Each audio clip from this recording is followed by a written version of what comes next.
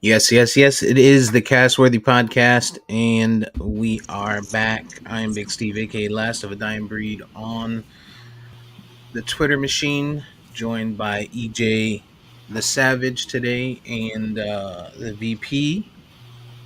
It is November 20th, Sunday, Thanksgiving, last weekend before Thanksgiving. How you guys doing? Feeling good, feeling great. God is good All the time. You're full. all the time.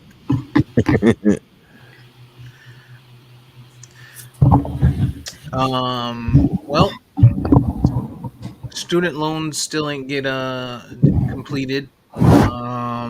Quick updates here. We're from the last time we left off, which was a few weeks ago.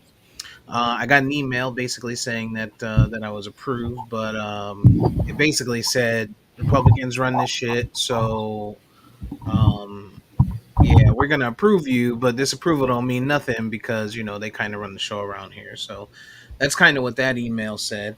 Um, in other news, Democrats control the Senate, but lost the House. Shocker, surprise. Pelosi is tired of all the antics, and she's not going to be re what is it running, I guess, for her position. I guess that gives her some time to hang out with her husband and determine how that's going to go. This guy, toxic. Uh, Joe Biden's daughter was married at the White House. Yeah, so a lot of stuff to cover this week. What's new in you guys' lives? Anything new and exciting? Man, cheer season is over for now. Just did a little tournament or whatever you call them things, competition rather, in Harrisburg, Pennsylvania. Never been there before.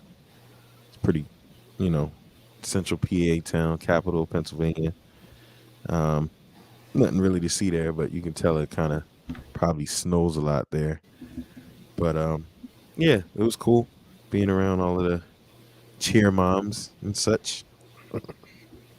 Did it look So more like Wakanda or Harrisburg seemingly has like a mixed population of people. Like it seems like it's one of those towns where like black and white people really mingle with each other a lot. See a lot of interracial stuff going on. So it's pretty interesting, and it's an hour and 20 minutes from Baltimore. Um, York is like 20 minutes less of that.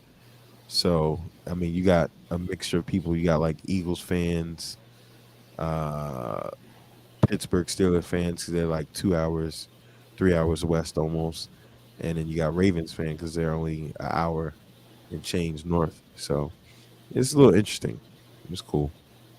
got you? It's a long ride for a chair. What is that? Was it like playoffs or some shit like in the chair world? Yeah, I guess you can call it that because Chair they championship. yeah they qualified for a potential. Well, they qualified to actually go to Orlando for the big competition. I don't know how that's gonna work, but Sounds like you're gonna be on a flight. That's what that sounds like to me. shit, me. It's all good. There's a new little airline that's called a Velo Air that flies into Orlando. That's super super cheap. So and they fly. I think it was, I forget what airline it was that I asked you about. Or what airport, but that's where they fly into. Hmm. Okay. So you'd be able to get up into there. VP, what about you? No school this week for TJ. Anything big going on? Um, no, we just chilling, dealing with some shit. Got you, got you. And Well, just to correct some stuff from earlier, it was Biden's granddaughter who got married at the White House, not his daughter.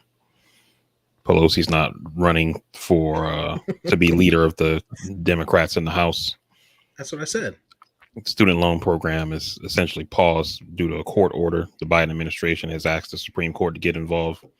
That's gonna happen, but no word on when they'll hear the case. And what was the other thing you said? Oh, you said God is good. I would say allegedly or no. Wow. Well, I guess it depends on Is that the Jewish God or is it oh, let's see. which God do you feel is not good? You asking me? Yeah.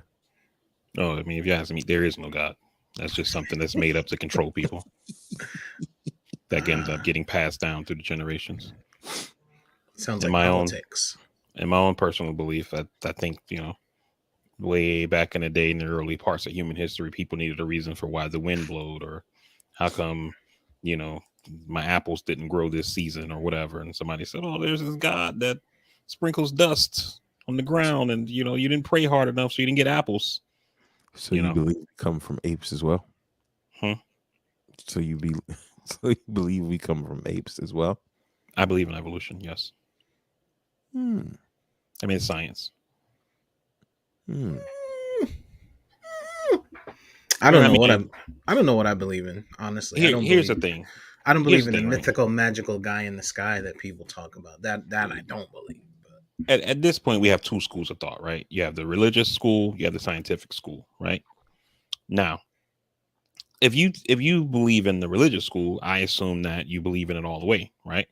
And the doctrine, the constitution, let's call it, of the religious school of thought would be the Bible. The Bible tells you that the earth is 6,000 years old. Science tells us that's bullshit, right? The Bible tells us that humans lived with dinosaurs, about 4,000 years ago. Science tells us that's complete bullshit. You see what I'm saying? So I mean, just in Egypt, you can prove that their history is older than 6,000 years. So, so I mean, it's just some of this stuff. I mean, look, But even the Egyptians believed in gods. that's fine, and I don't have a problem with people who believe in faith. I mean, some people's I know faith if we're sustain using them, them, but we're no, using them as a I'm making the point. reference.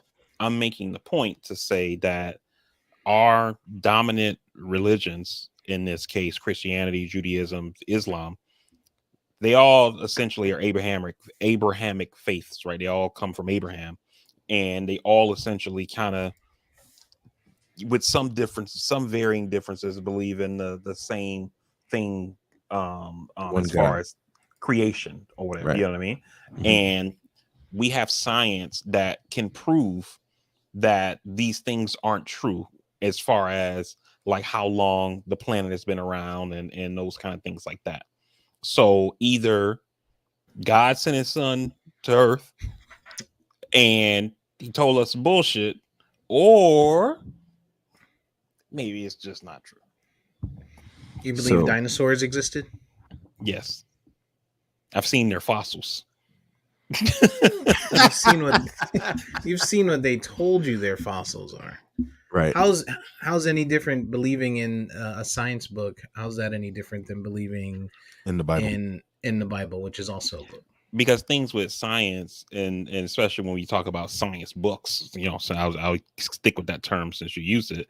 These things are, people come up with theories, research, etc. These things are peer reviewed by the scientific community. And if you say, hey, if you wear a gold chain, you should be able to pick up at least 10 girls. And then I wear a gold chain and I don't pick up 10 girls. This hypothesis is not proven. You see what I'm saying? So these people study this shit over and over and over again, and to see if they can get the same answers or either expand upon the research and come to some kind of I don't want to use the word conclusion, because there's still so much we don't know, but come to some kind of consensus.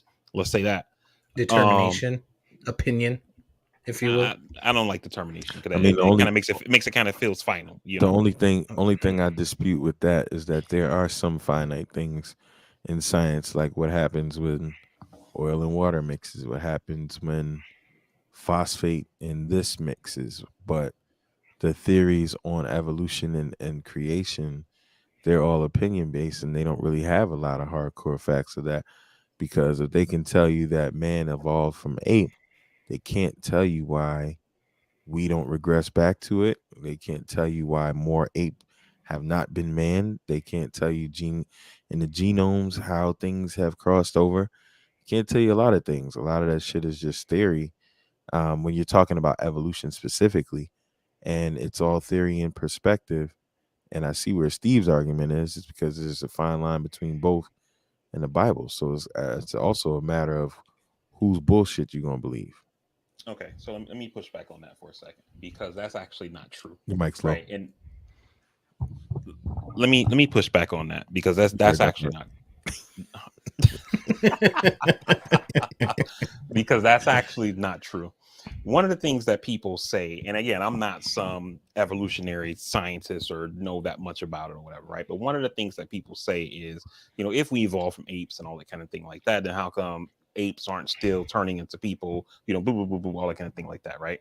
However, Because God doesn't want it to happen. However, there are people in the scientific community that can give you the answer to that very definitively. You know what I mean? But I feel like that kind of conversation is something that we talk about like amongst ourselves, people who aren't in the know. You know what I mean? We're like, well, man, I don't know about evolution because I mean, how come blah, blah, blah, blah, blah? You know what I mean? But there is an answer to that, and it's pretty definitive. But that again, we're talking about something that everyone that has a theory about it wasn't around to really confirm it, and they're going off. It's just like the government telling you that, hey, this computer did it, just like fucking Reagan saying, the war on drugs is this, knowing good and damn well they fabricated the whole thing and they were behind it in the beginning. It's what the science is telling you from the scientists that believe in this, and they're now telling you, oh, because I'm a scientist, this is what it is. So I mean, I get your point because you choose to believe in that path, but at the end of the day, when you break it both down, you people could tell you whatever. It's just like motherfuckers look at the Jurassic Park movies and be like, well, how do they know raptors sounded like that? You know what I mean? How do they know these bones were actually from this place? We're just supposed to believe that some motherfucker hundreds of years ago, found these bones, constructed them, and put them in a museum, and now it's just the Bible, for the science world. Like we, and again, we know what they tell you about science, just like for hundreds of years, they said, well, black people don't have frontal lobes. They don't think. They're savages. They can't complete tasks. They can't do this. That was science at one point as well. So Mhm. depending, even the mass murderer that Hitler was, he had his science. So it's I get where you're going because that's your school of thought and it makes sense. As someone who is middle of the road and doesn't claim to be one thing or the other, I can see both arguments from someone on that side and someone on this side. So I hear what you're saying, right? But like again, when we so I feel like we, and I don't mean like we in this podcast, I just mean in general. I feel like we say things that feel like they make sense, like on the surface, right? Like the point that you just made, you say, like, oh, somebody watches Jurassic Park. Like, how do they know the raptor sounded like that, right? Now, again, I don't know if they did this, but I know enough about certain things to say maybe they have, or not maybe, it's possible that they have raptor fossils, right? We've seen them in museums, et cetera, that they've reconstructed. And we know that there are people who are able to do reconstruction of things just from small fragments or whatever. And so it's possible that they've reconstructed raptor fossils to say this is what a raptor would have looked like. And then because its throat is like this, its voice box probably would have been like this, and then it might have made a sound that looked like this. The same way how when they find human bones and they can see, oh, this person here more than likely was a slave, because you can see on the bone here, you can see how it's, it's worked down over here, and this isn't that developed, or blue blue blue. Based on this bone, we can tell this person was about this tall, or all these kind of things like that. You know what I mean? Maybe they were just a So, carpenter. so no, the point I'm making is that it's not like these It's things are it's tech. impossible to, It's huh? tech, carbon dating tech, and I I know don't all just of. mean with carbon dating. I'm I just know saying, what you're like, saying in I'm talking general. There's specifically about the voice technology. box thing. Yeah, this technology now, and what I find funny about that is that, and correct me if I'm wrong, it's only been probably like 15 or 16 years where they've been able to recreate what the earliest man sound like. But we can do it for fucking raptors and T-Rexes, but we couldn't do it for our own selves, which fact checked me on that, which is crazy. And then you talk about the preservation of the bones and all of these things, right?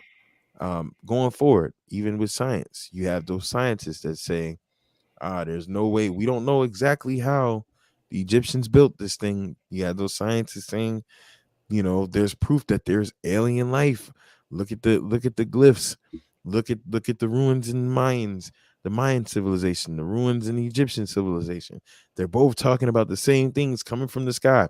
It's all of these scientific theories from all of these experts that have all of these contradictory theories. And I get it. It all depends on what school you're gonna buy into.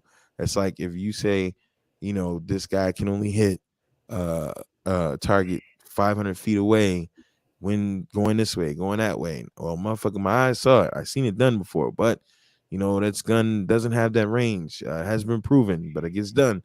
It all depends on what theory you go by and what you choose to really believe in. Kyrie, talking about the earth is flat. Well, he didn't make it up. There's a lot of people that believe that, so I don't know. Speaking of which, how come Jeff Bezos got all the way up there and then come back and tell us what he saw? So, I don't know what that means, but The flat Earth and all that. I mean, we got oh, satellite image that they tell that's what I'm us, saying. but there are people That's that the dispute that there were men on the moon. no, but Right. EJ, the thing is that, and me and Steve kind of talked about this the last time that we potted, and we were told that somebody was going to join by mobile and never joined. But anyway, when we talked about this, like, there are, it's fine for people to believe certain things, right? I got this motherfucker now. I'm the captain now. So there are things that are just like indisputable, right? Like, I can, okay, people want to debate the moon landing or whatever, right? Okay, whatever. I could argue with you, but I'm not. But we have satellites that are floating around the Earth today that take pictures of the planet all the time, and we can see Have you that ever the seen a Earth is satellite round. with your eyes Have I ever seen a satellite? in orbit with your eyes? No. Do we But really actually, that's know not that true. I they're have. in orbit with your Yeah, eyes? Like, you can see some yeah, satellites if from it's a space, clear night. Yeah, from what's If that it's space, a new what's that new telescope called again? from the space, James Webb, you can't see that Yeah. one. from space. Yeah. So you've been in space and seen one to your left and your right.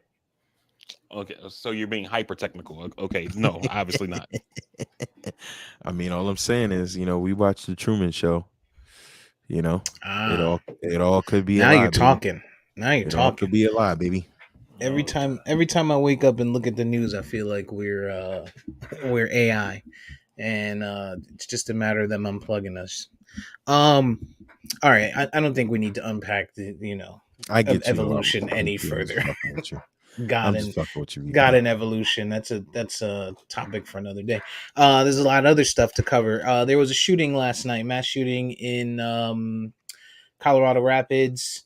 Today, 11/20 is a celebration of trans um, culture in Colorado, Trans Day or something like that. I don't know the exact day, but last night there was a LGBT, you know what I mean. The Alphabet Club was shot up. 5 people dead, 18 more injured was the last update that we saw. And they allegedly the person of interest is in. They've captured him. He's in custody and in uh, the hospital being seen for injuries. So, no motive at this point, but I'm sorry, no communicated motive, as is what they're saying. But I think we know the reality of it here. There was a specific target, and as they find out more, just like anything else, all I ask with this, and first of all, before we get into that side of it, let's just say, send our wishes to and rest in peace to those that were impacted by the shooting, families and victims. It just seems like right around holiday time when you get this kind of news, it's always fucked up because this can send people into a whirlwind anytime you got something negative like this. But I agree. I know VP where you're going. There's clearly a motive here. All I ask is that, and same thing I've said about the whole Kyrie stuff, and we'll get a little bit into that, is just treat the individual that's caught doing this the same way you treat the black man that gets killed on the side of the road. How you go into their Facebooks and you find a picture of when they were 13 years old and they were rolling a doobie, if you will. Or they took a picture with one of their friends who happened to have a gun, and that made them this extreme terrible person. um, you know or the same way you treat someone who's Muslim and you call it radical Islam anytime any type of crime is committed. If this turns out to be a pure Christian young man, let's not just say, oh well, he was troubled and he was stressed. That's all I ask in these situations. What are your thoughts on this shooting and everything that surrounds it? I'll start with VP. I actually hadn't heard about it until you just brought it up. So this it's like literally like for me basically breaking news, you know what I mean? Um Mm. you know, I um put, I put in the chat I this morning, yeah. pre-production. So yeah. So anyway, it's the same thing I say all the time, man. Like, this shit is fucked up. You know, we have a group of people in this country that go on various platforms, whether it's social media, um, if they have podcasts, YouTube channels, Mhm. blogs, etc., and shit post about gay people or trans people or whatever, right? And they get folks riled up, and then the end result is shit like this. And again, we don't know that this was the end result, right? But I've seen this movie before. You know what I mean? And so you go out and tell people how trans people and gay people are doing this to kids and they're doing that to kids and they're a danger, blue, blue, blue, blue, blue. And then the right person hears that message. And then we end up with last night in Colorado Springs. And then the folks who put that message out on a consistent basis say, you can't connect those dots. Just because I tell my audience of thousands, hundreds of thousands, or millions, depending on the platform, that gay people are a danger to society, that trans people are a danger to their children and their way of life, and then somebody showed up at a gay event and killed people. I mean, come on, that's a stretch.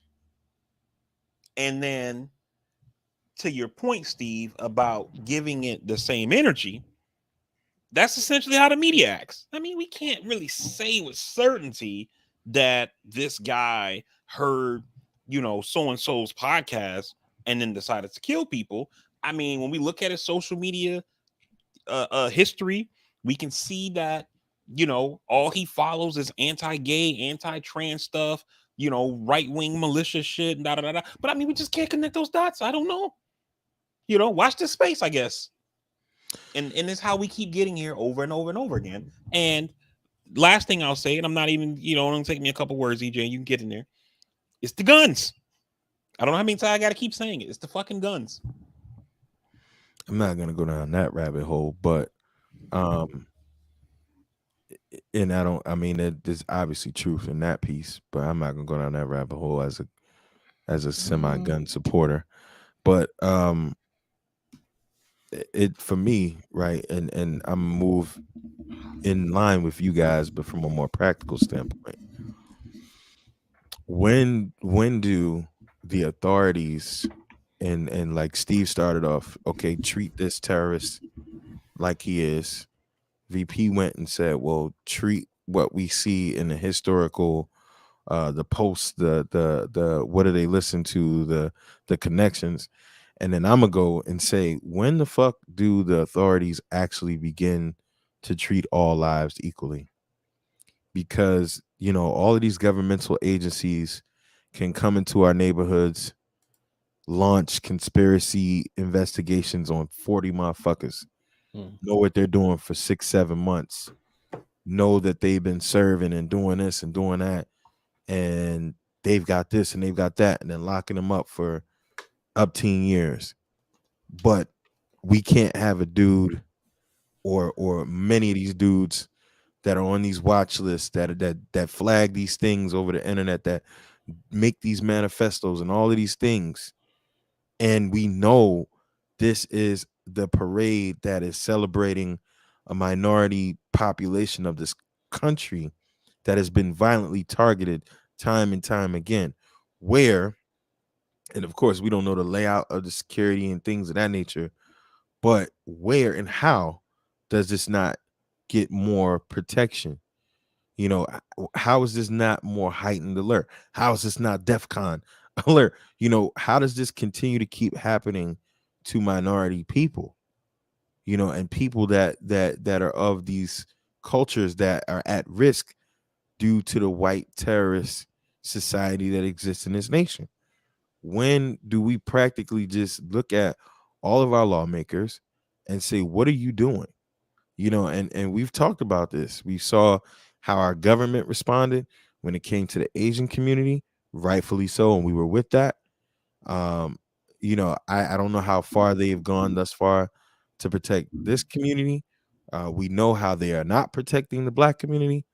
And it just at some point, when do we actually get equality by the people that are supposed to protect us equally? Well, I'll take you to another level. We talked about, and we've seen the overbearing um amount of consequence for Kyrie Irving, right? But nobody's really batting an eye. Let me rewind that. I don't want to say nobody's batting an eye, because it's actually starting. But um, a lot of this stems from, like what VP said. You got these different platforms, but a large platform is Twitter, right? And you have Twitter is completely unfiltered right now, 100% unfiltered right now, due to Elon Musk coming back. Trump's back on. I mean, the first day he got back in there and they unfiltered and uncensored people, you had the record number of the word nigger used. People were just saying it just to say it, typing it just to type it, right? Because now it's acceptable and now it's okay. Um, but we talked about, like, a few weeks ago, we talked about companies basically saying shit like, yo, the United States is supporting XYZ, and countries saying, United States is, supporting XYZ, Florida supporting XYZ. Why don't we pull out of there? Well, now you're starting to see that with Twitter, right? You see him, Balenciaga is pulled off of Twitter, and some of the other, some other large companies have said that, they're preparing to move from that social platform, completely different from some of the others. But where is the accountability taking place with these people? To VP's point, you got the, you said lawmakers, EJ. The lawmakers are the ones that are out there pushing this bullshit. They're the ones that are saying, oh, well, they're teaching our kids about this, and they're touching our kids, and this and that, and this is bad and that is bad, right? So we can't depend on them. So where's cancel culture on this? Is my question. You see these politicians that are out here, gays are bad, lesbians are bad, transgenders are bad. They shouldn't be able to use the same bathrooms. They shouldn't even exist in where we are, right? And you don't see cancel culture taking the extreme uh measures on that kind of hate speech, just like you don't see it for black people. So it just seems like these are the two minority groups who don't get the same type of treatment as some of, as we said, the reach and the power of the Jewish community and some of the others is just so much stronger than blacks and homosexuals. Unmute VP. So I would expand on that a little bit, Steve, and I think that you make some good points there. Is that this kind of shit here is like the logical conclusion of, if you're kind of playing out a scenario, this is kind of like the logical conclusion, right? And you hear people say, I have a friend of mine, right? And I mean, she's a good person, right? But she feels like there's too much like talking about, gay shit or whatever in schools, right? And she was like, we got to leave that to the parents, and they shouldn't be forcing this stuff on kids, do, right? And so the point that I made to her is that I think what you feel like is happening in school, as far as like, you know, um, kids learning about gay things or whatever, is not what's happening. It's not. Because from my understanding of what happens, you might have a teacher, man or woman, who's married to somebody of the same sex. And maybe they got a picture of their family up, and the kid says, how come it's two dads in your thing? And it's, oh, well, I'm married to a guy or I'm married to a woman, blah, blah, blah. And it's not like people are saying, okay, so look, this is how you apply anal lube. Okay. And I Oh feel my like, god. no, but and obviously I'm joking, right? But I feel like the Holy people cow. who are anti anything gay, remotely gay, being taught in school thinks that's what's happening, right? Mm. Like a kid says, how come Susie has two dads? And then a teacher gives them a pamphlet on, how to have anal sex or something like that. You understand what I'm saying? And that shit is just not happening. But when you start getting rid of people, when you start otherizing people, when you start making people different, these kind of things that we see in Colorado Springs are the natural result, because these people are a threat. They're a danger, and somebody feels like the point EJ made earlier, right? Why is the government not doing something about this? Right? And you have some people like the person who shot up this thing who probably feels like gay people are a danger to society. Why isn't somebody doing something about this? You know what? I guess I have to do something about it. And then last night happens. I think in defense of your friend, I don't think that she's wrong for what she said based on what you said, in the sense that, leave it up to the parents. Um, I don't know that, of course, she's not here to give her firsthand account of everything she said. And I agree with you that, to believe in theory that this is being taught to children is, probably real left field. But if you as a person feel societally that too many things are being put on children, which we have said 1,000 times on this pod, then that's another perspective. And I get it. But in totality, right? Let's remove orientation out of it. The things that are happening to our people by law enforcement, by other groups, by others, just doing whatever. It just seems as though, and this is why Kanye looked like such an asshole for doing the White Lives Matter piece. It just seems like if your life isn't white, you aren't, of a heterosexual orientation, you aren't of a certain religious faith, you're a target and you're a victim. And I just don't understand where the same energy isn't. I mean, we know what it is, but it's just clear that the same energy isn't given in this nation. That if I don't fuck with what you're doing, and I'm empowered to do what I want to do, and I know I'm gonna get away with it. I'm gonna do it. And the common denominator, I hate to say it, but it's the truth. It's white males, majority of the time. Even if you have somebody of Hispanic descent, or whatever, we all know that culturally, many of them align with white males. In the small instances that has been a possibility, but it just seems like we have a white male terrorist problem in this nation. And for all of the resources that this government uses on the war on drugs, still on all this bullshit, we still haven't tackled this yet. And I just don't understand. And part of the problem, EJ, is that one, we don't acknowledge that there's a problem, right? And I don't know if you remember this. I know Steve likely doesn't, but in the first year, Wow, that's maybe racist. in the first year, maybe 18 months or so of the Obama administration, the Department of Homeland Security, when it was still run by Janet Napolitano, they released a report talking about domestic terrorism. And in that report, it talked about how a lot of these domestic terrorist organizations are right wing militias. They They're named them. white They supremacist named groups. all of They them. named them and things like that. Yep. And Republicans went ape shit. And it's funny. Like, this is like an old saying, but I feel like it didn't really start getting a lot of it's something that we knew in the black community, at least black Southerners, I would say. But when Gillum ran against DeSantis, and he says, my mama used to always say a hit dog will holler, Yeah, and for them to put out a report saying, the biggest threat is domestic terrorism, and domestic terrorism is mostly right wing militias, white supremacist groups, neo Nazis, etc., like that. And Republicans went insane about the shit. It's showing you who they are, right? And when that happened, Obama did what he used to do in the beginning.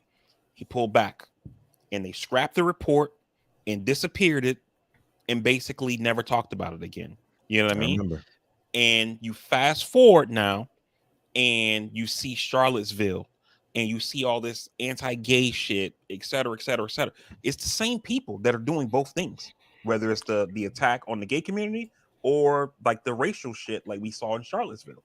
You know what I mean? And, And I'm not saying that a report would have solved the issue, but I'm saying that you put out these kind of reports saying this thing is happening, and then you essentially go to Congress, the next step, to say we need to we pass gotta do some something laws, or about this. we got to do something about it, like like Yeah. EJ said. But they Yeah. essentially disappeared the report and moved on because Fox News and the right wing, etc., got mad. And to that end though, right? And to be critical of our party, of any fights that should have been fought, that was one of them they should have died on Hamburger Hill for. There's no fucking way that the Ku Klux Klan has been around as long as it's been. All of the organizations, the splinter organizations that have modeled themselves after it.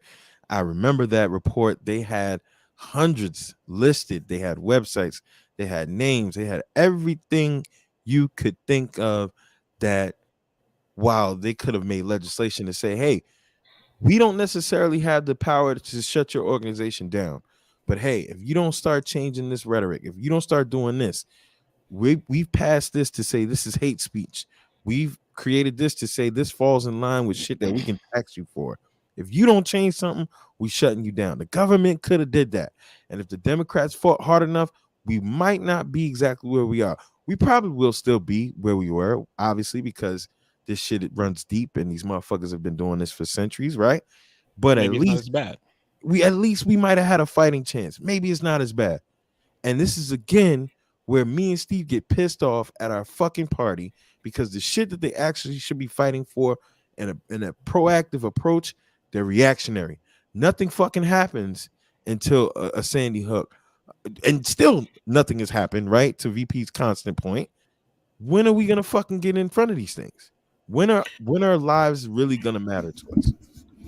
I think part of the problem is the extremists both ways when you talk about this kind of thing, right? So, VP, um, for his beliefs, on one side of it is, oh, when someone says that they're talking about, they're teaching about homosexuality in schools, well, all they're showing them is a picture. Hey, this is my partner, right? And then on the other side of it, to VP's point, they're saying, hey, they're teaching them, that gay sex is okay in schools, right? So the extreme sides, one side to one and one side to the other, is the problem. There should be a demarcation point. There should be a point where conversations cannot continue or should not continue in schools, right? What that is today, I don't know. I can't tell you for sure. But I do agree with your friend that says, that there should be um some information that's left to the parents to teach, right? Having a picture of your spouse, if it's a same-sex partner, that's not a big deal, right? Even when you talk about one of the pieces which I know is huge, is when you have counselors, guidance counselors, who talk to these kids and try to understand, is sexuality a piece of it, right? I'm even okay with that, right? um but what I'm not okay with is not labeling, right? That's one of the pieces that I think is very minimal and I think is overblown so much. Well, don't label them boys and girls. They're just people. Just label them people, right? At such a young age. Well, no, that they're not boys, and there's not a boys girl and a boys line and a girls line. There's not a boys room and a girls room, and there is, right? Don't get me wrong. We know that it's set up that way in school, but when you have the extremists that say, no, we can't do that because we're training their minds to believe a certain way. That's not the case. You basically saying, hey, this person was born as a gender with this genitalia, is labeled a boy. This genitalia labeled a girl. It's been that way. It's science. It's been that way for years. Been like that from the beginning of time. Why can't we do that, right? And that's the extreme side of Democrats and individuals who are super super super pro LGBTQ, side of things, and not talking or and talking about and teaching about. But then on the other side, they're saying, well, don't even have those pictures up. That's where our problem is. They can't have common ground. There can't be a middle space that says, hey, listen, we can teach about boys and girls. All I ask is that if you're going to have this kind of conversation, check with me as a parent. Let me know that you're going to have this kind of conversation in class. Let me know that you're going to have this kind of conversation in whatever group settings, because maybe I don't want my kid to be part of that. Okay, I hear what you're saying, right? I disagree with a lot of it, but let me. Of course you do. It's no need to try to combat it, right? Let me just come at it from a different angle. However, is that I'm not necessarily sure that these are the types of conversations that are happening in school. When we talk about this whole gender thing in school, right? Essentially, what schools are doing, from my understanding, you know what I mean? And I don't know everything, right? From my understanding, is that if you have a child who is born a boy or a girl and identifies as the opposite sex, or identifies however they identify, their teachers, their school is essentially going with them. So if a boy identifies as a girl, or if a girl identifies as a boy, they're essentially using the pronouns that the child is using, right? Mm-hmm. The state is coming along and saying, no, you can't do that. If Johnny's a boy, you got to call him a boy. That's just it, right? And what some of these teachers and some of these counselors and school psychologists, etc., are saying is that that's probably not a good idea, because who knows what it could do for mental health, et cetera, et cetera, et cetera. Bathrooms, all that kind of shit like that. I'm not gonna go there, right? But I think, like I said earlier, that our perception of what's happening when we talk about these conversations in school, I feel like it's vastly different from what's actually happening. You know what I mean? And I think that it is something to be said. I don't have a problem with parents teaching their kids about things, right? At the same time, though, we have to also understand that the world doesn't work the way that it probably should work, right? Maybe a kid gets of the age of sexual maturity, and then a parent sits them down, they have the conversation, et cetera, et cetera, et cetera, et cetera. Mm-hmm. There's a lot of derelict parents out there. You Yeah. know what I mean? And so there's sometimes where the school steps in and says, you know, we need to teach these folks some things before they go out there and get themselves in trouble, right? Another common example here, taking it away from the sexuality conversation and things like that, right? There was a time when parents sent their kids to school with a lunch, and then some of these same derelict parents didn't. And then the school stepped in and said, maybe we should feed these children. You don't hear people saying, whoa, whoa, whoa, whoa, whoa. I don't need anybody feeding my kid. I don't like my kid eating carrots That's a little or or different. or, or square pizza. That's a very That's a little different. different. No, it That's, is very it's different it in the is very sense. different. It's different in the sense Extremely of you different. can't But I'm trying to bring you up. I'm can't trying to just make afford the it point, though. versus you lack Put your the will to do it. right. Put yourself in the sense of religion, VP. Mhm. If the school feels like, hey, our class needs to be, taught about religion because there's, as individuals, as children, they are lacking the morals that we see fit, and they start teaching them about religion, you'd have a problem with that because you don't feel like your kids should be forced religion down their throat. Is that right or wrong? It's mostly right. So again, this is my point. There's no middle ground, there's no common ground. So there's a problem for you with religion, there's a problem with them, and I'll say them because we're not them, with the discussion of it being okay to be different, right? In general, we'll just call it different. We won't say just gay, lesbian, trans. We'll just say different because ultimately that's what it is, right? We feel like these people, certain people feel like they are superior, their way and their look is the only way that there is to be, and anything different is a problem, whether it's black, whether it's Hispanic, whether it's Middle Eastern, whether it's Asian. It's wrong, right? So on their side, they don't want anything that they don't like taught. But on the Democrat side, or the side that we lean further towards, and some of us more than others, we also have that kind of prejudice towards certain topics, but we don't make it heard. And this is one of them.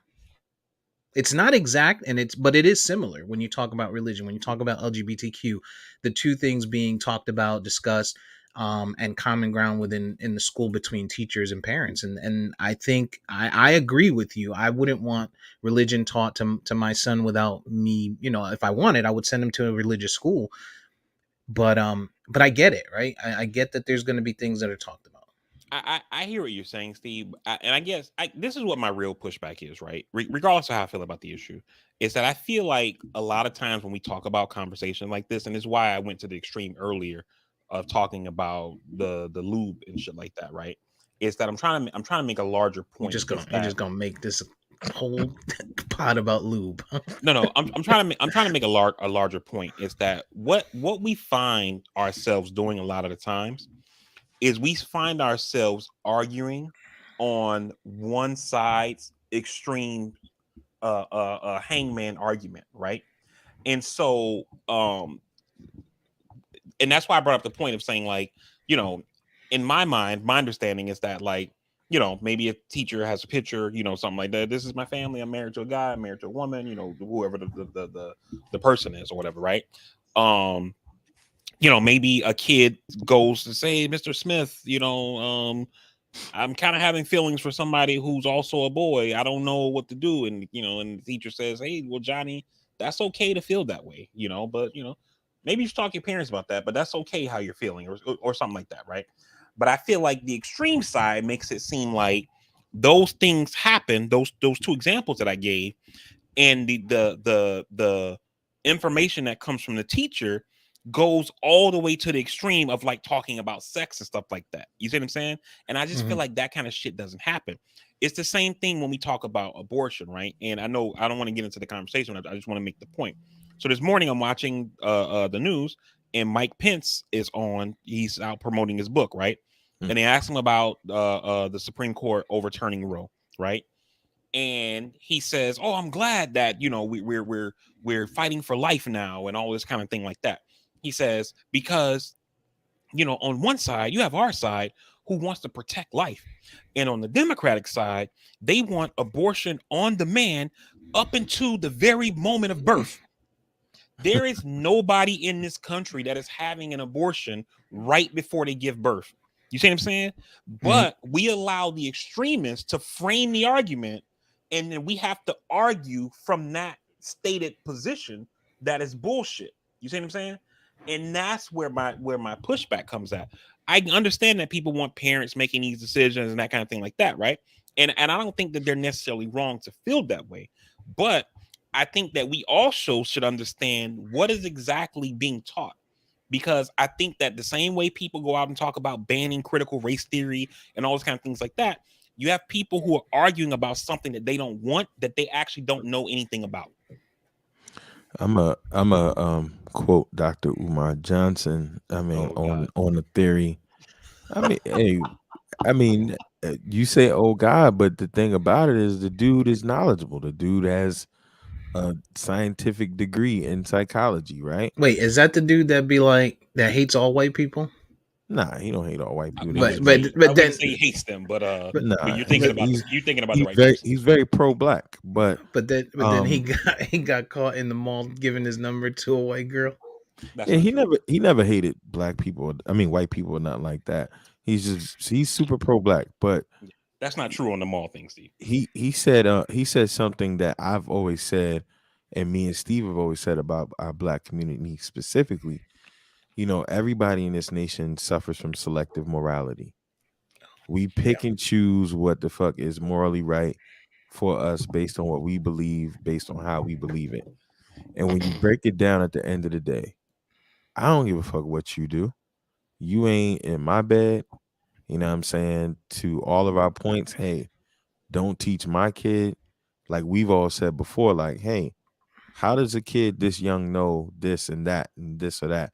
We were raised that, hey, while you're under my roof, you're gonna do what the fuck I say. And when you get old enough, you can figure that shit out. You might have been gay since you was 12, but you're gonna be what I tell you to fucking be in my house until I'm right. And nowadays we become a lot more accepting than maybe our parental generation was. And we were like, hey, all right, you old enough to know, but motherfucker at 12, you're not gonna be kissing nobody. You're not gonna be doing none of that because I don't believe in that because you're under my rules, right? We could do all of that shit, but just keep the same energy across the board. If we're gonna protect one group, protect another group the same way. If we're gonna vilify a certain organization or a certain person for what they do the same thing across the board. And it's the selective morality that fucks us all up because we only pick and choose when we want to have the same energy. Yep. Yeah. No, you're spot on.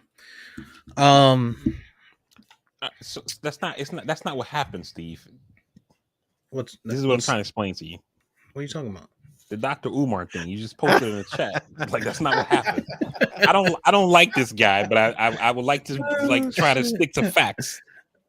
I He did. said I How saw him does talk. I saw him talk about this when it was trending, and I saw somebody who went to the mall and interviewed the girl.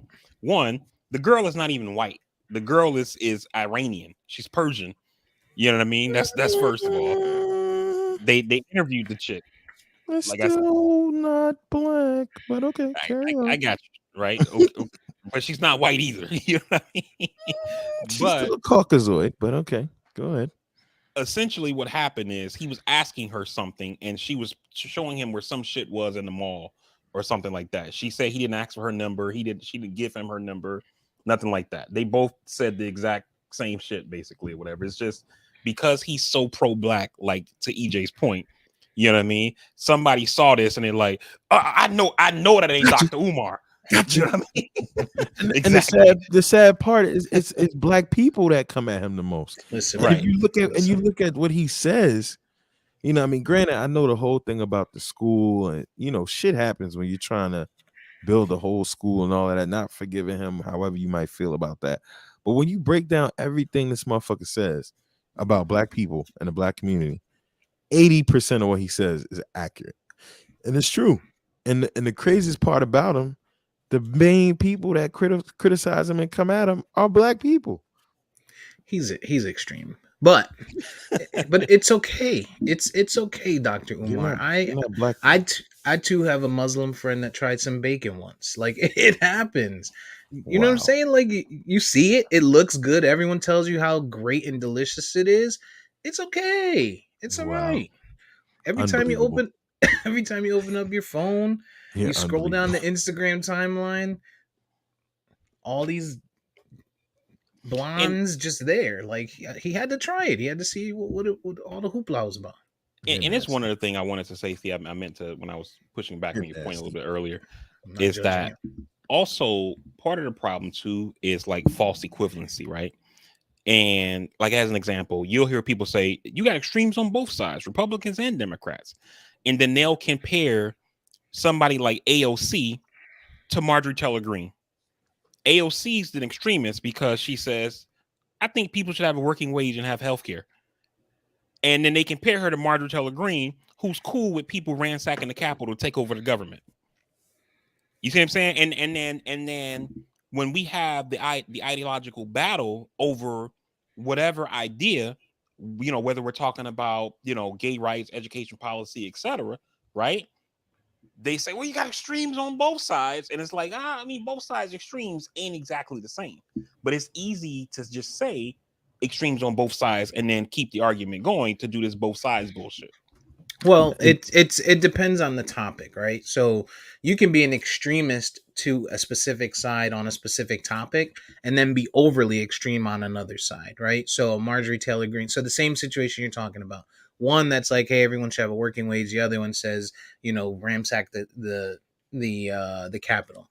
That's different than, let's say, AOC saying, yeah, let's have, I don't know, and this going to be an easy one, probably low hanging fruit, but let's have, what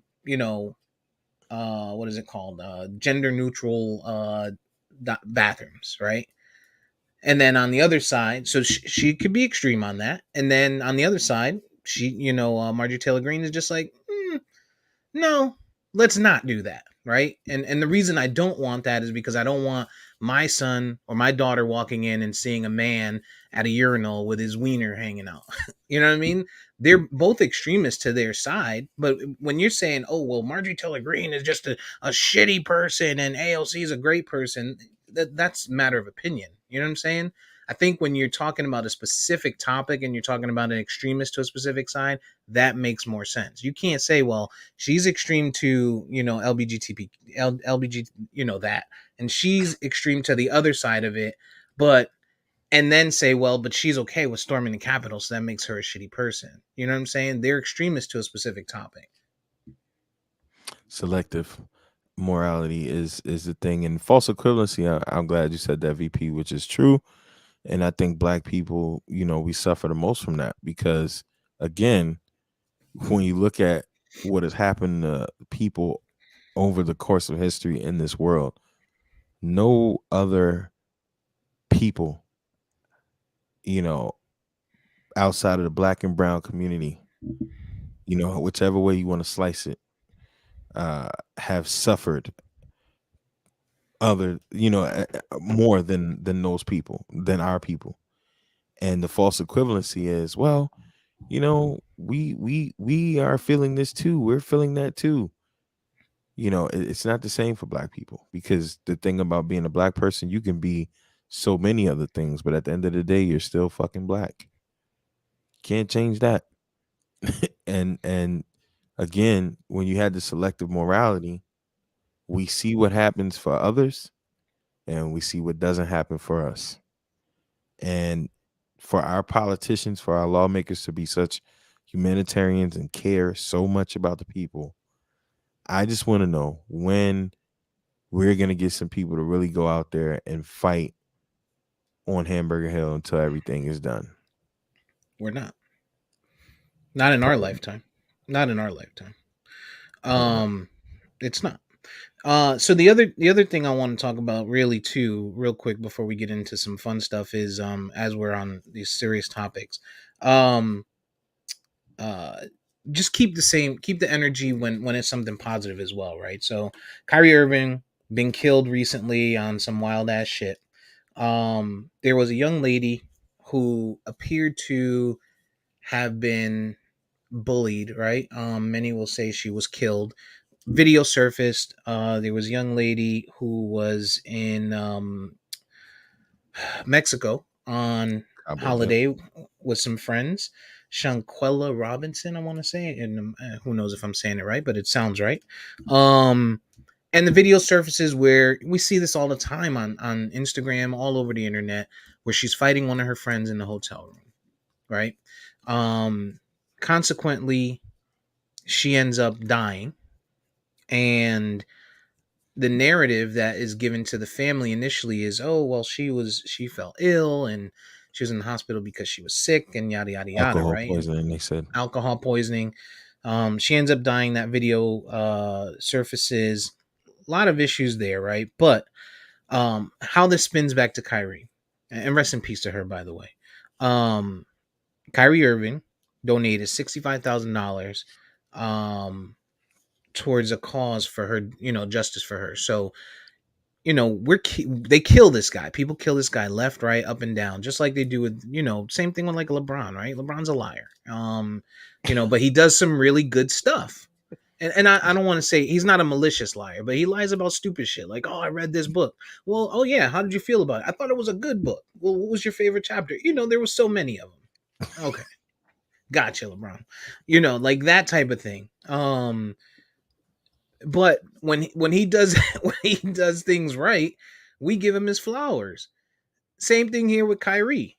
Kyrie, he's fucked up. Like he didn't want to be vaccinated. Like he was a naysayer, which granted, it's his option to do that type of stuff.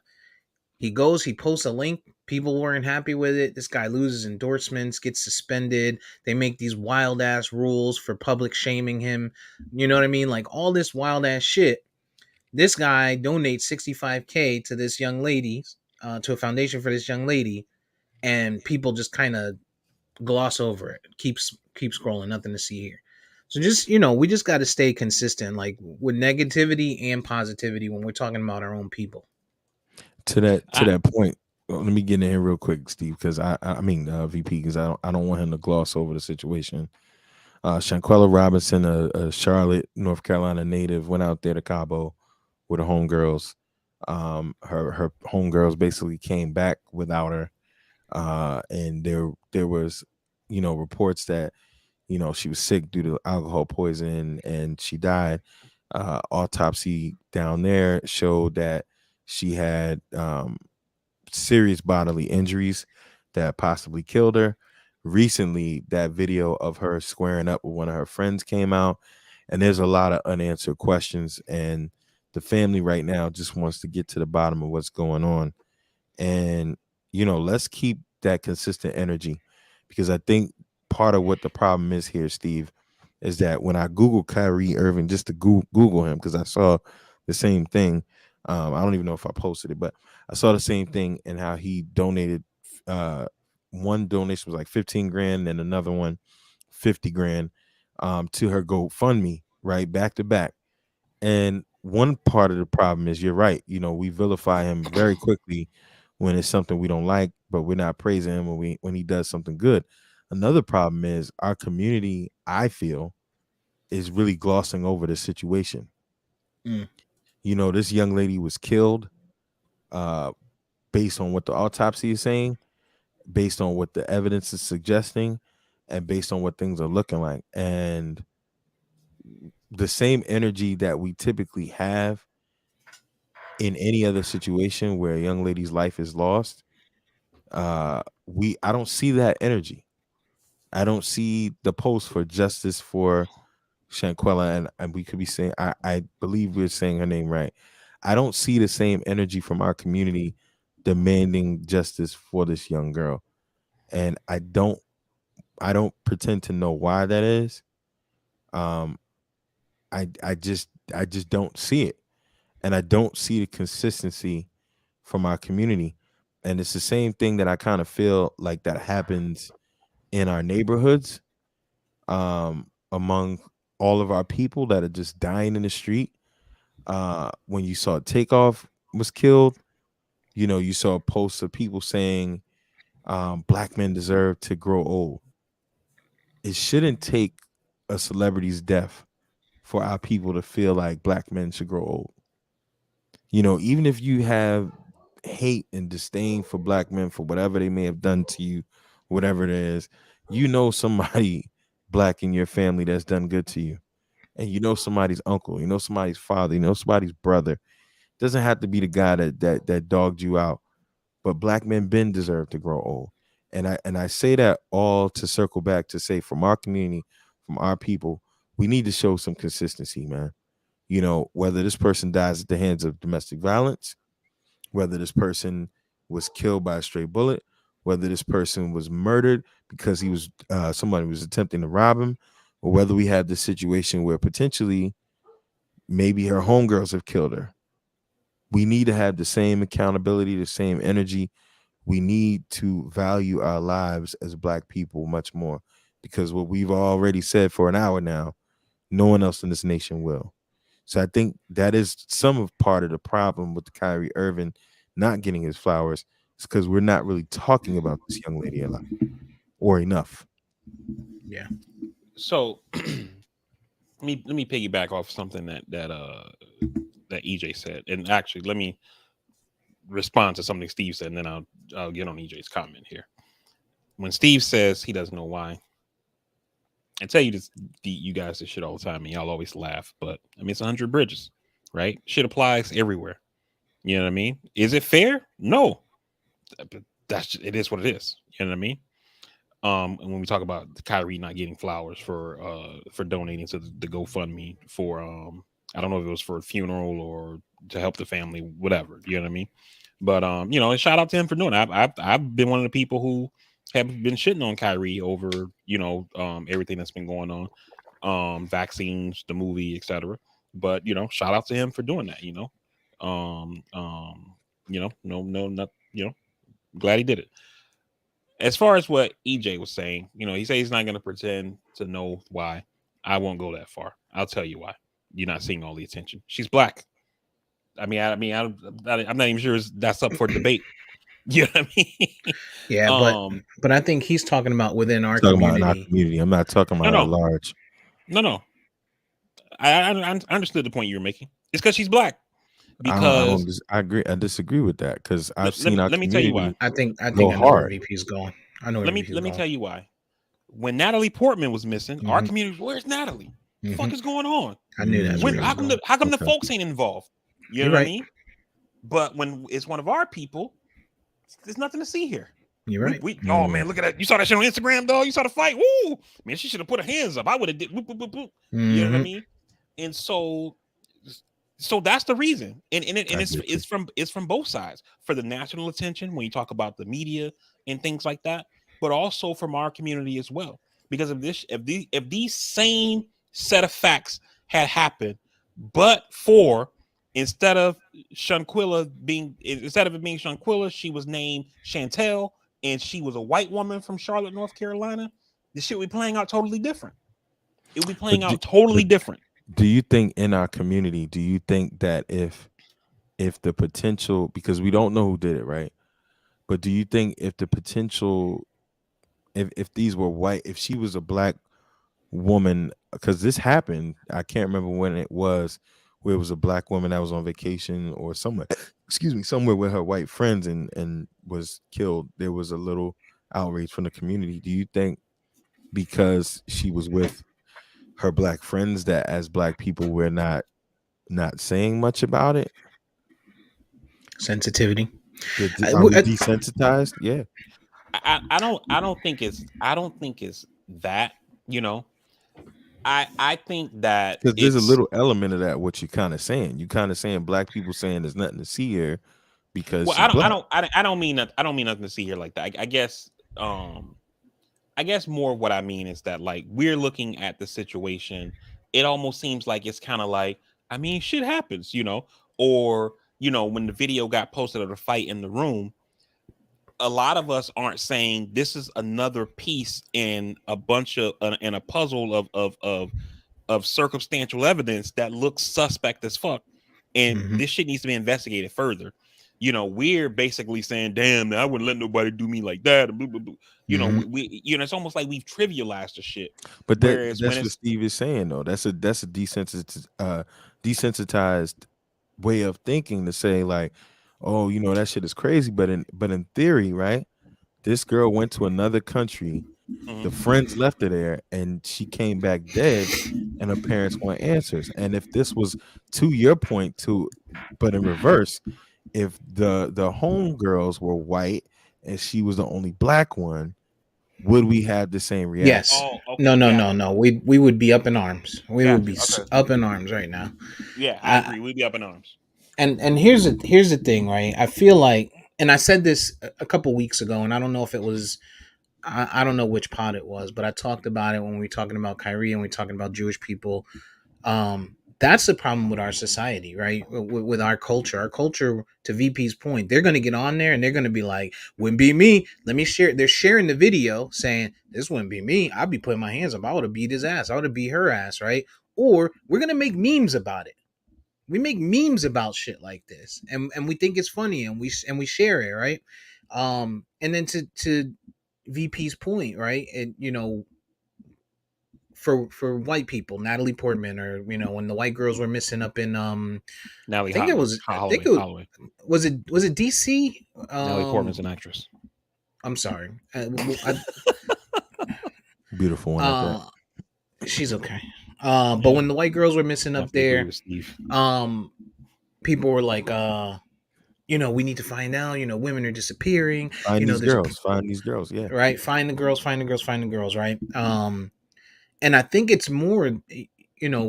We feel like we have to live up to that, to them. We have to live to that culture, to the white culture, right? And I'll give you an example. I saw a meme yesterday which kind of fits this and is kind of funny at the same time, and it's realistic, and you'll understand it when you hear it. And the meme said, when a black person feels like they got a good car, that you can always expect them to say they got it from an old white man, right? I don't know if you've ever been in situations where people are like, oh no, this low mileage, yeah, I got it. You know what I'm saying? It was an old Mm-hmm. white dude that had it, That owned it. Yeah. Mm-hmm. right? It's in great shape. That's why the insides look good. That's why this, that's why that, right?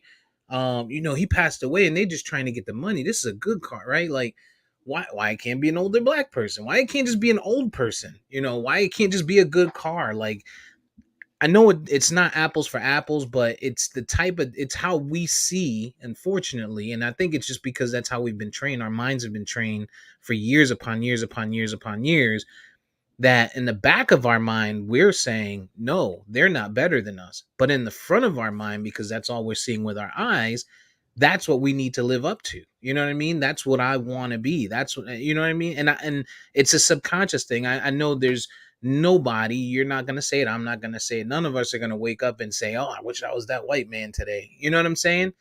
But subconsciously, we want the lifestyle that they're living. And and also think about this, right? And I see on CNN it says that the Charlotte FBI field office has confirmed that they've opened an investigation into her death. So that's good, because I definitely wouldn't want to leave it to the Mexicans.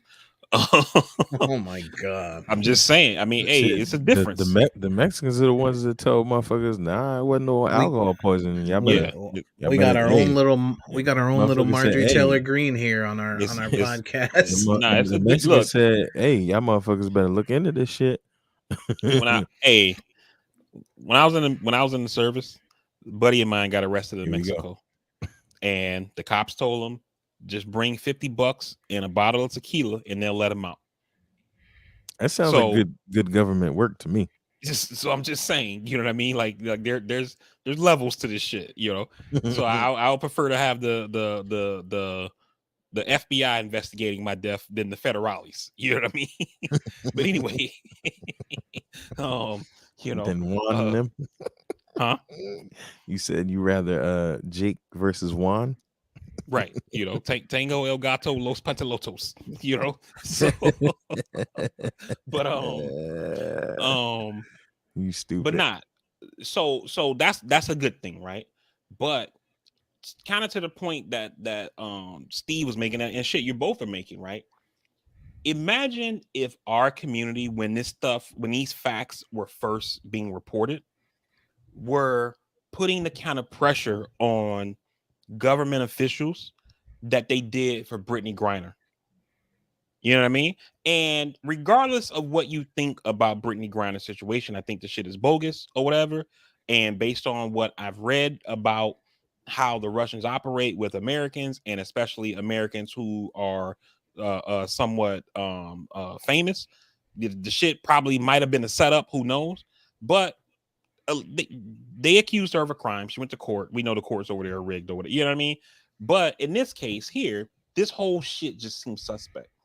And our community aren't calling their congressmen saying, hey, can you call the FBI director and ask them to get involved in this shit? Hey, can you put some pressure on the U.S. attorney in Charlotte to get them to get the FBI to start looking into this thing? Hey, can you call, congressperson who represents me in the Charlotte area? Can you get on the horn with the ambassador to Mexico and get them to put some pressure on the authorities to figure out what the fuck is going on here or whatever? We're not doing that. Like Steve said, we're doing memes, Yeah, and all this and kind of shit like and that or whatever, making but fun of the situation. we're Not concerned with memes, takeoff. right? Not memes to make the situation more widely known, to bring more support from our community, to start putting that pressure not just in Charlotte, but here where we are in Florida, in Baltimore, where you are, in California, etc. Right? We're doing it to be funny, for likes, for clicks. You know what I'm saying? Yeah, And yeah. so, it's that kind of shit that we have to do better at. And that was my thing as a people, just culturally, and I'm gonna wrap it up. But generally, I mean, yes, there are a lot of us that are doing the things that you said we should be doing. But generally, as a culture, we see the situation, and it doesn't seem, and I started with that. It doesn't seem to me that the same energy is being carried. And I know it's not apples to oranges, because we've killed. I mean, we've talked about police brutality on this podcast for at least uh, 20 episodes straight. But it's the same thing for me. Like, when a white cop shoots a black man, obviously the roles are different. You're here to protect and serve. You should not be doing that. But we don't keep the same energy for our neighborhoods when we're killing each other. A little girl was killed in DC because these young dudes is out here firing on each other over blocks, man. I mean, you talking about not even mile radius worth of fucking blocks, man. And as a people, y'all kind of alluded to this, we're desensitized to shit that happens to us when it's by us, unless it's an agenda behind it, unless it's something that seemingly becomes more toxic, right? Like, we'll be mad when it's a male that has done it to a black woman, because we could find an angle, because we don't like black men. We have tension. There's something there, right? We benefit for having that movement because I already feel some kind of way. But instead, as a people, just seeing it as a people, how important we are to each other, no matter your orientation, no matter your relationship statuses, no matter who's done anything to you, any loss of black life at any hands. And we're not just excluding other cultures and ethnicities. We're talking about those that have been hurt by this nation a lot more than others. Our community just has to, at some point, see everything consistently for all of us. And that's where I was at, because with Kyrie donating and doing those things, VP, you're 100% right. It's the 100 bridges part, and it's also because a lot of black people not even talking about it.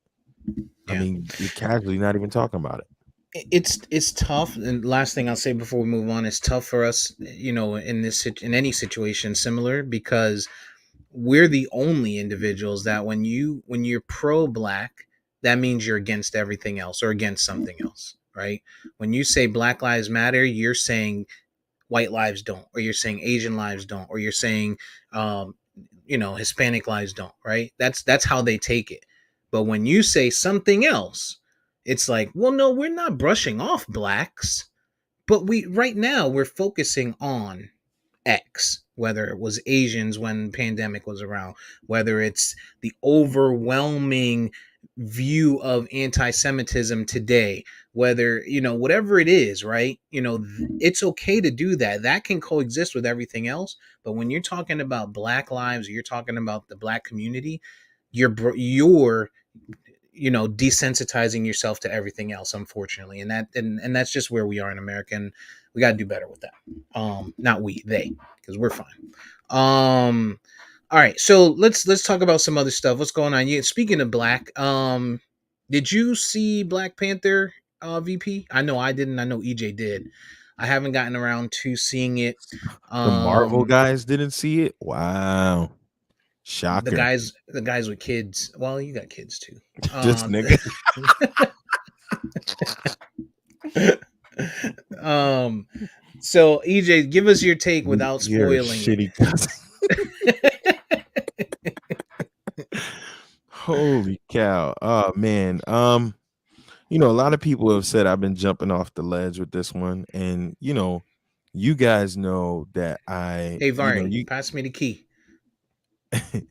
We gotta let him out. He about to be a prisoner of the moment. Nah, I Proceed. I always tell you guys y'all are prisoners of the moment.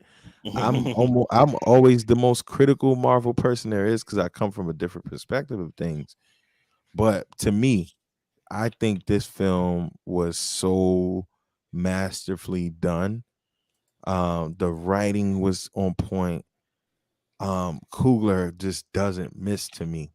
Um, a lot of plot holes, but still, it was a great film to me. And like I told somebody, they were like, "Yeah, because the culture was well represented." I said, even if you take the cultural aspect of it out of it, the film, the cinematic way it was done, just everything, the even from the source material, which a lot of the source material they pulled from isn't the historical Black Panther material. It's the new stuff that Coates did recently. But man, considering what this man had to work with, obviously with the passing of Chadwick, and like I've said for years, Marvel's inability to move on this, and me and VP debated on why that might have been. And I just hate Feige for greenlighting a Guardians of the Galaxy 2 in 2 years, less than 2 years or 2 years, and not greenlighting this. Whatever, we can argue why or why not. But to me, this is in one of my top five films from Marvel. Just the way it was done, just the aspects of Marvel films that I had been lacking and wanting to see, I got it in this film. So without spoiling it, man, I just really thought it was great. And I think the bad part about it is so much going on within the Black community and the online scientists about this film that's taking away from the greatness of this film. And Chadwick not being in it, I think it hurts a lot of people, and they're missing it. But overall, man, I thought it was a phenomenal film. um I can't wait to go see it again. It sound to me, right now, I don't know if you caught this, Steve, but to me at least, it sounded like you used a lot of words and never really got around to saying you were right, VP. Because you're not. What are you right about? Because you said, "Well, I hate Feige." Me and VP debated about how come Guardians of the Galaxy was so quick with Black Panther, and I told you, I said, "Dude, they put Black Panther out. They were planning on doing Black Panther 2, and they didn't realize that Black Panther was gonna like smash box office records as far as money. They didn't realize how culturally important it was gonna be, and they had to push it back to up the budget Yeah, and make sure they do it right." I still disagree. And I then still and then still not and gonna then agree you with you on said that. you saw it and you felt like they did it right. Culture, boop boop boop boop boop. So to No, me, it but sounds like you're but saying I'm right. no. I mean, and I got your point from the beginning, but I'm not satisfied with it because I'm gonna say this, right? In watching this film, I can tell Coogler had this shit ready years ago. Like this motherfucker had this shit in the chamber years ago, and you can see where he had to deviate from what he originally wanted to do. But I'm telling you, man, and even in interviews that I've seen with him, because I've never really actually listened to the motherfucker talk. Like he's super fucking West Coast with it and shit. Like he sounds like a motherfucker on Friday. But Hmm. you could tell he had that shit in the tuck. And I just think Marvel and Disney and Feige, to your point, to what you alluded to, they didn't realize the power of the black dollar. And even when they did see it, they still were probably like, but they had this information though, VP. Let's go back to 1998. They knew what the black dollar could do when Wesley said, y'all motherfuckers don't want to do it. All right, I'm gonna put my own bread up, and made them one of the most successful, made Blade one of the most successful films, and saved their universe. They shitted on us then. If we want to be true, they didn't give us enough credit then, and even till now, they putting Blade off years away, and they're giving us all of this other shit in between. And it goes back to that other aspect of these smart people that are supposed to know everything. You give us what we want. Just give us what we want. Don't give us the She-Hulk. Don't give us all this shit. It's cool. It's cute. But give us what we want. But Yeah. I gotta say, to your point, I agree to disagree. I agree in the sense that Marvel Disney did not realize the power of the black dollar, even though it's all type of evidence out there, and they continue to put it to the side. But I don't believe that Feige and them wanted to make sure Coogler did this and did that and represent. I don't think that was a part of it, because I think Coogler had this film 5 years ago. I think when he put out the first one, he was ready for the second one immediately. Now, granted, we didn't have Namor's rights at that point in time, but I think he probably would have went a whole nother direction. But Mm, I say that to say I thought it was a phenomenal film and isn't getting the credit it truly deserves. Um, gotcha. which a lot of people might just feel like, it's one of those things. The first one is hard to top the nostalgia of the first one. So two things. Um, First, and I've said this on multiple podcasts. Like whenever we talk about the power, the black dollar, etc. You look no further than Tyler Perry if you want to know the power of the black dollar.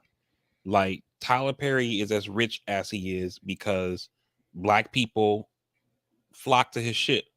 Tyler Perry, I don't even like those Medea movies. I've said it countless times. I don't see why people think they're so funny, but it is what it is. People like what they like, right?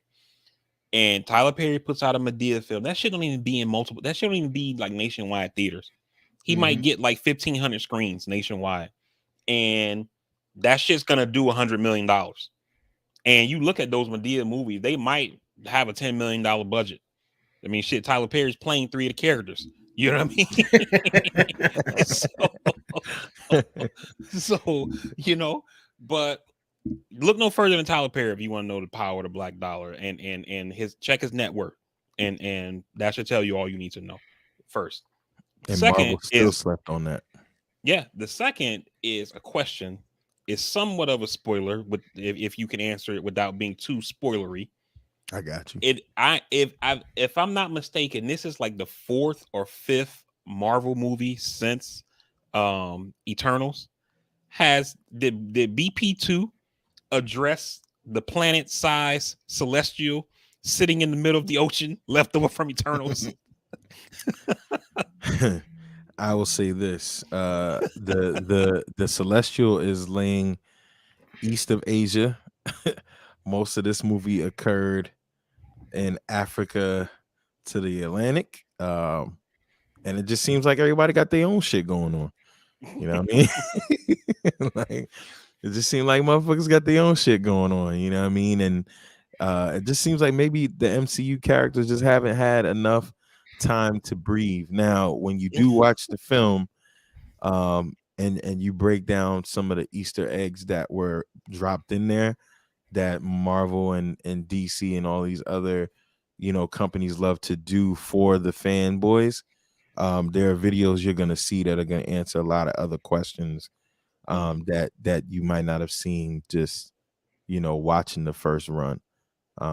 So yeah, you gotta watch it. okay. I haven't seen it either. But I plan to see it this week sometime before next pod, so we can probably deep dive then. One thing I did watch that I have been watching, or I did watch actually finish that is pretty good, and is The Inside Man on Netflix. With The Denzel Washington. series or Not the not not movie not the Denzel one, the series. Oh, series? I didn't know they had a series. Yeah, it's a newer series. It's a limited or mini series, whatever you want to call it. 4 episodes, about an hour long each. Really good show. It was really well done. British, of course, for the most part, but it was very well done. I think you guys will like it. I enjoyed it. The idea basically is there's a guy that's in jail. He's killed his wife, and he's on death row. And then he basically people go to him to help him solve cases. He's like this crazy mastermind, almost like what was that doctor? Damn man, the doctor show where everybody House, almost like Dr. House. Like this guy would just think of shit so quickly, you already know what's going on, and he's playing chess and everyone else is playing checkers, type of thing. But this one was they did really well with this one. It was good. I wish it was a little bit longer. There's some unanswered things towards the end, or once you get to the end that you are still questioning and have concerns about, but there is possibility for it to continue. I think it's only 4 episodes, so that's pretty good. Another one that I started watching on Netflix is called From Scratch. I'm not watching that. I heard it was Why good. not? I heard it was good though. Yeah, yeah. I'm not watching it though. I'm not. I'm only 2 episodes in. I forget what's the girl's name in that. She Zoe Saldana. fine. Oh, Zoe is so damn fine. Mm-hmm. Zoe. Oh, she might be the new Mm-hmm. guilty pleasure. Zoe is fine, man. Oh my gosh. She's pretty. I think she's up there in age too though, and she looks so fine. It doesn't matter. I like Nah, women. I know you don't like older, but older chicks. Who's Wait a it? minute. Zoe Wait a Saldana? minute, Zoe. Yeah. No, no, no, no. You see how EJ does? Oh He yeah, tried she's to from Westworld. he tried to paint a narrative. I know you She's older broad. 44. No, no, Yeah. no. There's there's liking older broads, and then there's hanging out at bingo, trying to catch mama Woo! mama coming out with the hangers. Heyo. EJ, I tell you, um, trying to make your way into people's wills. But that's I don't know why you don't.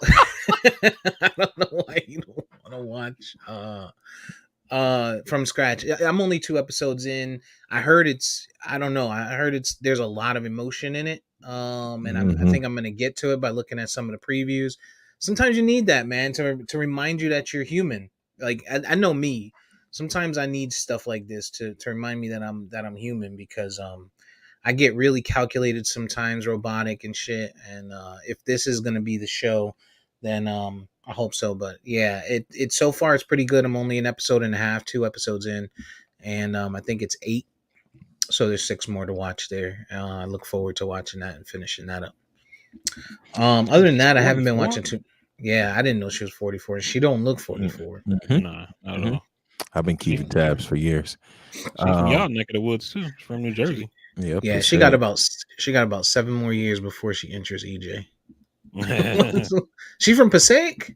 Mm-hmm. Oh shit. I was waiting. I was waiting to tell you that. So you don't want no parts. Yeah, it's Jeez. Jersey stuff. VP, nothing to see here. But I've been watching The Peripheral on Amazon. I saw that. Is it good? Man, Yeah. Oh, It's that's what? right. wow. Var- That was a show that was recommended on the Castworthy podcast. I was It was I, one week. I had, It was but one week. It was a 2-man crew. It was like I said it, but I said it somebody was gonna before. join on I mobile. said it No before joke. that though. You can look in the chat, but I said it before that. I said it before that episode because I said I think you would like it because it's like Westworld like. Is it like We'll is check- it we'll like check. Upload? No, but you could say Basically, it's kind of like Upload and Westworld, right? VP mixed I would together. say more. I would say more Westworld than Upload. So it's like a futuristic show. The show is taking place on two timelines. Okay. One timeline is I mean, well, shit. This is kind of a spoiler. Um, What but I Steve's mean, else? not gonna watch it. it's a first episode thing, and it's not Steve's like not you got gonna to get watch it. Don't worry about you're it. not gonna get deep in the season. You find this out in the first episode, but basically, um, in one timeline you're in 2030, and in the other timeline you're in like 2100 or whatever. Hmm. And they have this girl who's like wearing a headset. She thinks she's playing like a VR video game, Right. and it turns out she's actually like piloting a robot, like in the future or whatever, some kind of connection thing they can do.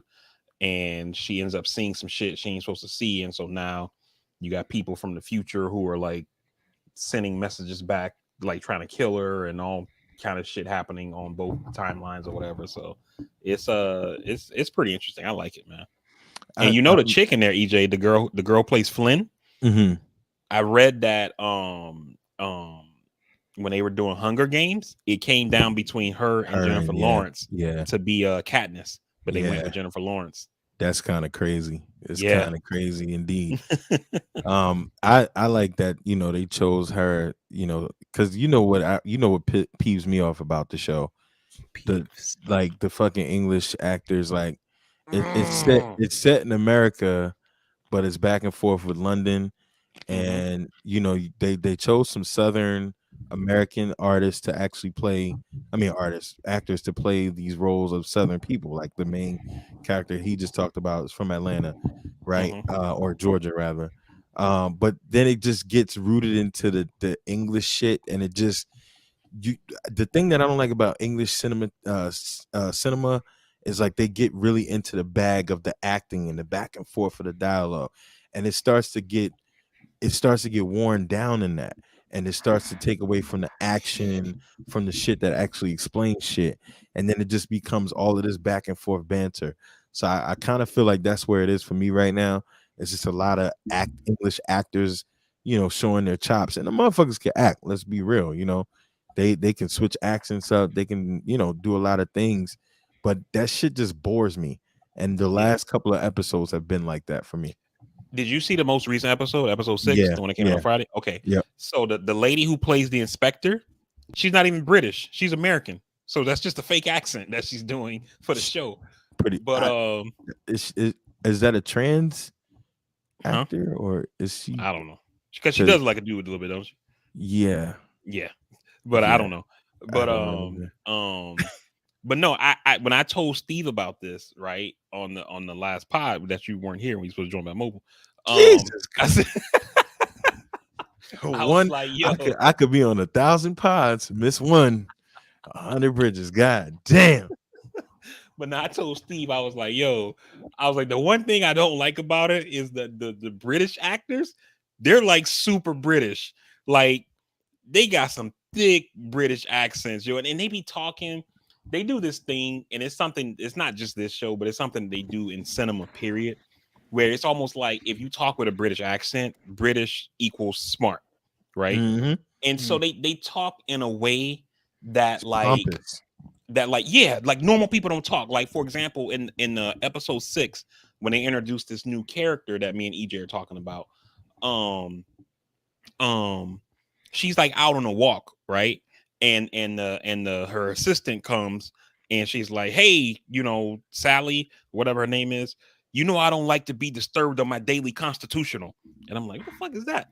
Yeah, I picked it up in context, like she's out on a walk, like just like her time off to kind of downtime, me time. But like nobody Mm-hmm. talks like that. You know what I mean? Like I'm out on my daily constitutional, you know. And then the lady was like, oh, I wanted to let you know about what's going on. And she tells her in 10 words or less. And so the lady says whatever the issue is, she's like, that was 14 words. And then the lady's response is, well, ma'am, I figured for clarity the surfeit was needed. And I'm like, what the fuck is a surfeit? Again, I pick it up in context, right? Overall, what they're saying, but it's like, I feel like people don't talk like that. You know what I'm saying? Yeah, yeah, and That's precisely the thing about it that always pisses me off. And to your point, VP, like the whole smart thing in British, right? It's like society has to have motherfuckers find something rooted in Britain. It Mm, has to be like it isn't an official show. I mean, like we were joking in the Marvel universe, fucking aliens got British accents and shit. Fucking yeah, Thor is the god of thunder and has fucking British accents. And when you think about where he's rooted even in on Earth, it's Scandinavia and up there. Like right. it's not like it's just like everything is British and it's not I just can't the shit.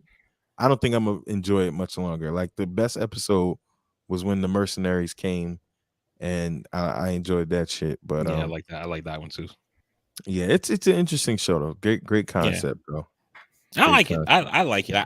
I want, the thing I not that I don't like, but it's like, okay, they spent like the first two episodes world building, Mhm. and now this past week was episode 6. I don't know if it's a 10 episode season, 12 episode or whatever, but I feel like we're at a point to where the action is happening. We're going to start doing a little bit of setup for season 2, if there's going to be a season 2, etc. Right? They went back And to world building.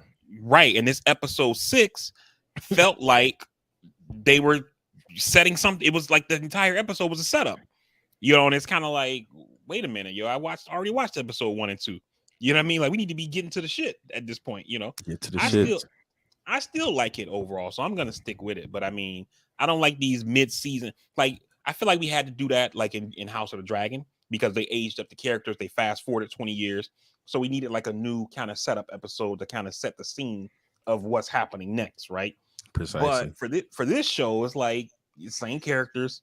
We introduced one character, and now we got to do a whole new setup episode. You know what I'm saying? Yeah, I told and I feel again because we spent from episode 2, then 3, 4, 5. You spent 3 episodes where motherfuckers was just acting you to death. They would just give you back and forth banter, and they just it's some bullshit. It was a couple action fights here and there, but again, I think they just do it. They overdo it. Yeah, I'm invested now, so yeah. And I hate that it's based off a book, because I want to like sometimes when I watch a show, I'll like to like Google and kind of see what people who are TV people are saying. Like, maybe it's something I've missed. Oh, they were wearing that red dress and that meant blah blah blah blah. Like, oh, I didn't even realize that.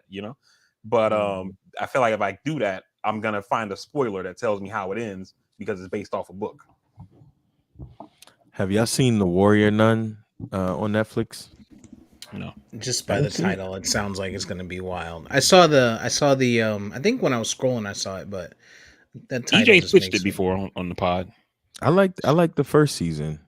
I like the first season, and apparently the second season's out. So nuns are usually over 55, so it makes sense. And they're and chased. So and EJ's no, like, ooh. Right. And they haven't been touched in a while. He feels like what's his name? Lance not Lance Armstrong. Lancelot. What are you talking about? You trying to plant your flag, man. Mhm. Oh my gosh. Untouched area. Anything else, VP? You been watching anything? Nah, just that stuff, man. Regular stuff. Avenue 5 on HBO, the comedy series. White Lotus, of course. I picked that Man, up I too. I only watched the first episode. I haven't watched the second or third yet. That shit's funny. Yeah, I gotta yeah. go It's back and watch the third season. man. I feel like because like we talked about the last time, Steve, when we talked about episode 1. Unlike the Which pod first was season. that? Oh, that Was was that All right. was that there just was you and All I? right. See you guys. there's a pod, but it was just me and you. It was just me and you. Somebody was joining on mobile, they didn't join. But but nah. So on you watched the first season, right, EJ, of White Lotus? No, I haven't. I haven't. Oh, okay. I started the second So season though. uh, I mean, I mean, because you I don't was gotta watch. told. Yeah, I was They're told not I didn't have connected. to. Yeah, They're only connected in slightly the connected. Stifler's Yeah, mom. Other than that, Stifler's it's mom not. is funny as fuck. But so in the first season, like somebody ends up dying at the end. I won't tell you who, since you may go back and watch it, right?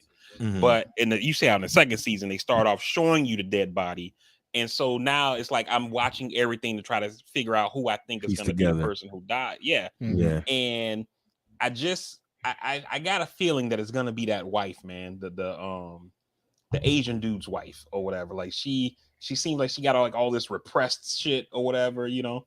And I just feel like she's gonna end up killing somebody. But Yeah, I do too. this it's crazy though the season. I want to know what's happening with Stifler's mom because something's up with that husband. Oh, Yeah. her. Yeah. I The think he's broke. Yeah, I think he's trying to get some money out of her because they finally have told us like she's rich as shit. She's worth like half a bill. we knew that from season one. I didn't remember them saying. I knew she was I rich. didn't know I that. didn't know they. I didn't know it was. Remember I don't remember season them one? saying an amount. Remember she was giving the black lady, the one from Yeah, what's her name? from Insecure, Kelly. Yeah, she was trying to give her the money and trying to help her with the business and all that. And she's like, she's got tons of money and she was rich and all of that shit. No, right. I remember them like implying that she was really rich, but I But don't we remember didn't them know saying a how number. rich. Yeah, but Gotcha. in season 2, they said she's worth half a bill.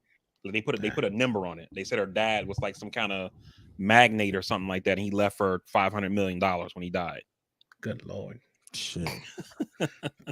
That's what I need in my life. You I know. just need just a quick little Powerball hit. Just something Shit. wild. Um all right, yeah, man. So Black Panther is something on the list for next week. Definitely got some homework to do there. Man, eh, they used to be our thing, bro. Thanksgiving and movies. Thanksgiving, huh? They used to be our thing, man. Thanksgiving and movies. I know.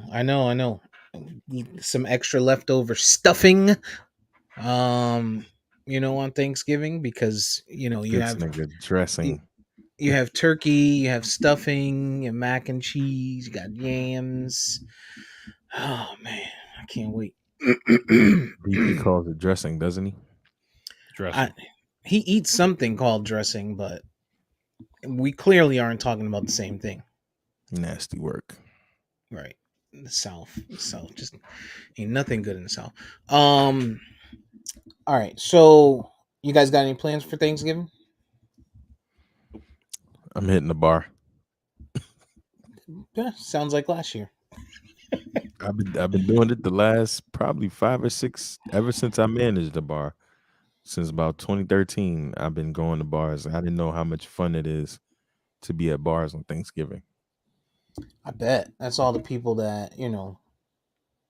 No family, Um, single. yeah, they The just out kids will there likely be with their mom because it's mm, her day for that day. So I kind of just frolic, man. living for the moment. That's those people generally. Some good football on Thanksgiving. Cowboys are playing the Giants. So that's a divisional game. So definitely some good football for Thursday. It's a good reason to go to the bar. Um, today there's some pretty good games on actually. If we pull up, Buffalo is. I'm interested in that game. I feel like Buffalo's going to have a huge game because they're going to be in a dome Let me because let they've me been moved to Detroit. give me the game so I can give my perspective before I had to grab this dog real quick. Tripping. I'm What's gonna up? actually Oops. take Cleveland in this game. Hold on. Let me pull it up. Dog tripping up there. All right, so a couple good games for this week. Some important games, if you will. Um, come on. I didn't have it pulled up here, so there's that. I need Cleveland to win this game. Mhm. It's Why is really that? important to me. Are you Well, I guys mean, Miami's on a bye this week, right? yeah, Miami's on a bye, but we also have sole possession of first place in the AFC East. Unless the Jets Buffalo, beat the Patriots. right? Buffalo and Jets are both what 6-3, right? Hmm. Yeah. Yeah, both are 6-3. And then the Jets are playing the Patriots. So If they win that game, they're gonna move into first place and with us in second or whatever. So I need both to lose. I got to root for the Patriots today, and I'm rooting for the Browns. Jesus, that's nasty. Yeah. I'm so Strange bedfellows. let me get off my shit real quick. Bills going to Detroit to play the Browns. I'm taking the Browns. Um at least to cover the spread, but I think they can win that game. I got the Panthers upsetting the Ravens.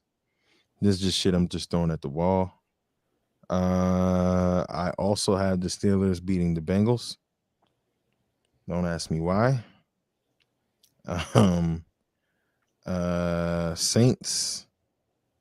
I also got winning that, and that's about it for me. All other games really don't fucking matter.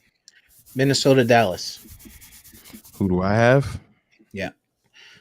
Minnesota, Dallas is a big game because it's Minnesota is tied for the Second. NFC.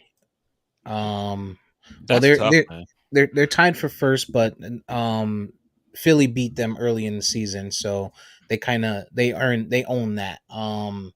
But when you talk about the NFC, It's a big um, game. it's a huge game, yeah, huge game, especially for Philly because it's a benefit here for them anyway, right? If Dallas wins, you got NFC leadership, the lead in the NFC at stake. But if Minnesota beats Dallas, then that's a divisional game, right? Or a division rival for Philly. Um, so it's a win-win for Philly for the most part, unless they lose, of course. Right, because it matters because if y'all circle back and beat Philly later, fucks them over. So When we beat Philly later. I've always been a closet Cowboys fan. It's just when I talk to Cowboys fans that I dislike them. Um, like Cowboys fans, i.e., Steve and my boy Jared, Obnoxious. make me hate. Yeah, make me hate them. I want to believe in the Cowboys. I think that with if Micah Parsons can go on a tear and disrupt Kirk Cousins, and them boys, I mean, shit, they're gonna have a tough time dealing with Justin Jefferson. Yeah. That's gonna They're be playing in Dallas. It's in Dallas, yeah. No, that's I'm gonna sorry. be It's in Minnesota. in Minnesota. Yeah, That's tough, man. Like, because I feel like Dallas should be able to get that game, but the it's gonna be Vikings, it's like they tough. just keep finding a way to win, man. I don't Yeah, it's You know get what gonna I it. be mean? tough. I don't get it. They don't look like an 8-1 team Right. in Exactly. any aspect of the game. Not special teams, not defense, Nope. certainly not offense. They got one great wide receiver, and it seems like somehow this guy wills them to win. Right. I mean, you hit the nail on the head. They don't look like an 8-1 team, man. They just keep finding a fucking way to win. Just not today. Yeah. So I let will me ask y'all this, go ahead. not about individual games, the topic, right? And it's going to be Dolphins related, but it's kind of general as well. So this week, man, there's been a lot of controversy in the Dolphins Twitter space, and these reporters are starting to get upset with Dolphins fans because there's a lot of Dolphins fans on Twitter who have been keeping receipts of people who shit on Twitter on Tua, and these niggas been going ham. And people like Keyshawn and Nick Wright and Mike Florio, whatever his name is, Mhm. hmm like they've been giving them the business, yo, and these motherfuckers are like they're starting to like block people and shit like that. And I'm like, you know, I don't see a problem. Like as long as you're not doing nothing like Mina Kimes is another one they've been giving her the business. Like you're not doing nothing like racist, misogynistic, nothing like that. Like these people get to go on TV and shit on people. This player sucks. They shouldn't have drafted him. What were they thinking? This person shouldn't be the coach. They should be fired. This person shouldn't be the GM. They need to trade this guy. They should cut him. Whoop, whoop, whoop, whoop, you know. And then when people throw that shit back at them, now they want to get pissed off. You know what I mean? And I'll like you could dish the shit out. You should be able to get it too, right?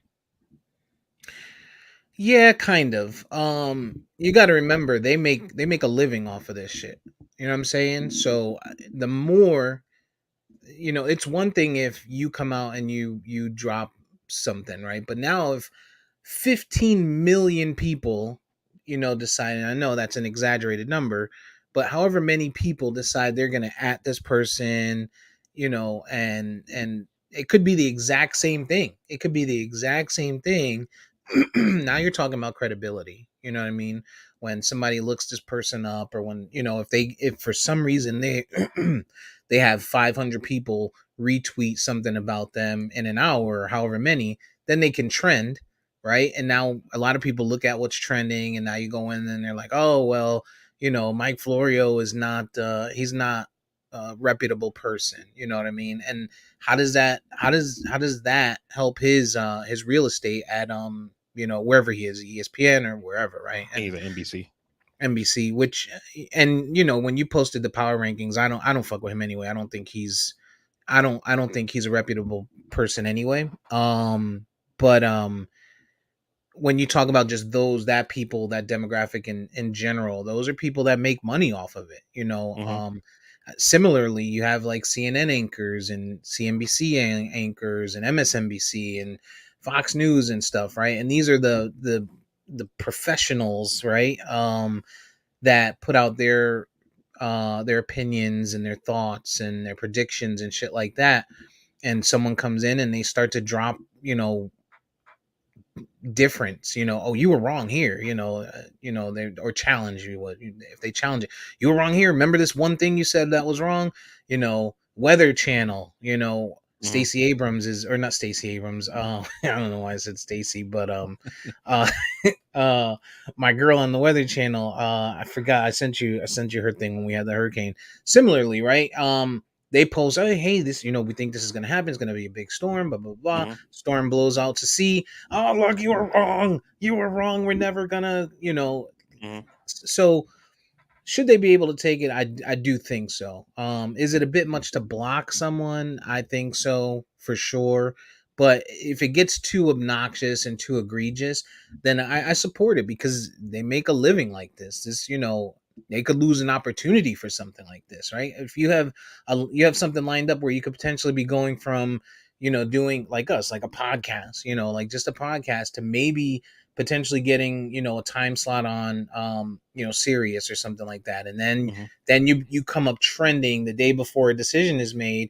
It could concern you, Yeah. as someone in that situation. So I get it.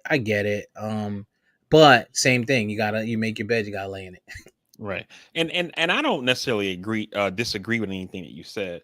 My issue is though is that and most of this shit with the Dolphins fans have been because of, like, it's been takes that people took on Tua, you know. And they made these takes on Tua. Like, I don't know if you saw the video I posted in the chat. I mean, I it's a did. Twitter post, but it links to a video playing that "It's Too Late to Apologize" song. And that shit was so funny.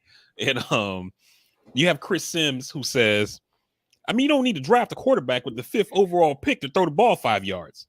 And they make they have these hot takes on Tua as if Tua was like an alien dropped in from outer space, and they just drafted him number 5 without knowing anything about him. Like there wasn't this whole college career that you can look at and say, can the kid throw the ball more than 5 yards or whatever? You know what I mean?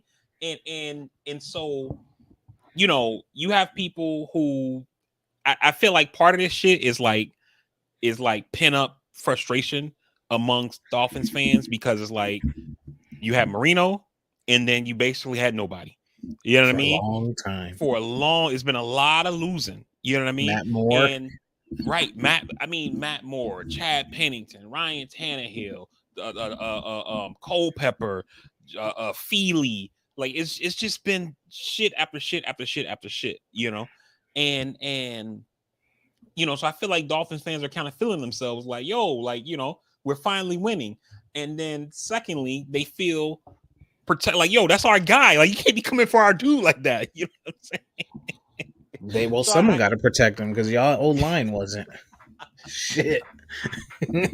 so I get it, man. But like these people, it's like, and then even when the man like is, and then the bigger point with the Tua hate or whatever is that they continuously move the goalpost, right?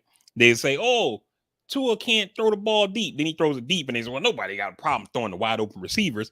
because the one game against Baltimore, he had Tyreek on 2 wide open passes. That's the only time you've seen that shit. The Right. rest of it, this dude is throwing into tight windows, pinpoint accurate passes to the back of the end zone to Gasecki and to Sherfield last week. But people are like, "Oh, anybody can throw a ball 50 yards to wide open. You can put me on the street, I can do that. And it's like they just keep shifting the goalposts, and the shit is maddening, yo. As a not just as a general watcher of football, but as a fan of the specific team too. I don't know if general watcher of football it makes sense there because I don't remember hearing this kind of outrage about any other quarterbacks, i.e., Kirk Cousins, who's winning, or Dak Prescott, who you say, "How dare? What has he ever done for this world?" But anyway, here's the thing I think about Tua, which and I've said it. I said it last year. I think I said it the year before when he was coming into the league, like when you watch Tua's game, it's ugly. But the reason it's ugly is because we don't see a lot of left-handed quarterbacks. You see, and we certainly don't see a lot of good left-handed quarterbacks. You think about Steve Young, you think Mm-hmm. about Michael Vick, right? There's not too many. I mean, you can go back and think of some other ones. There's definitely a few others, but when you think about in the last 10 years, lefties, no.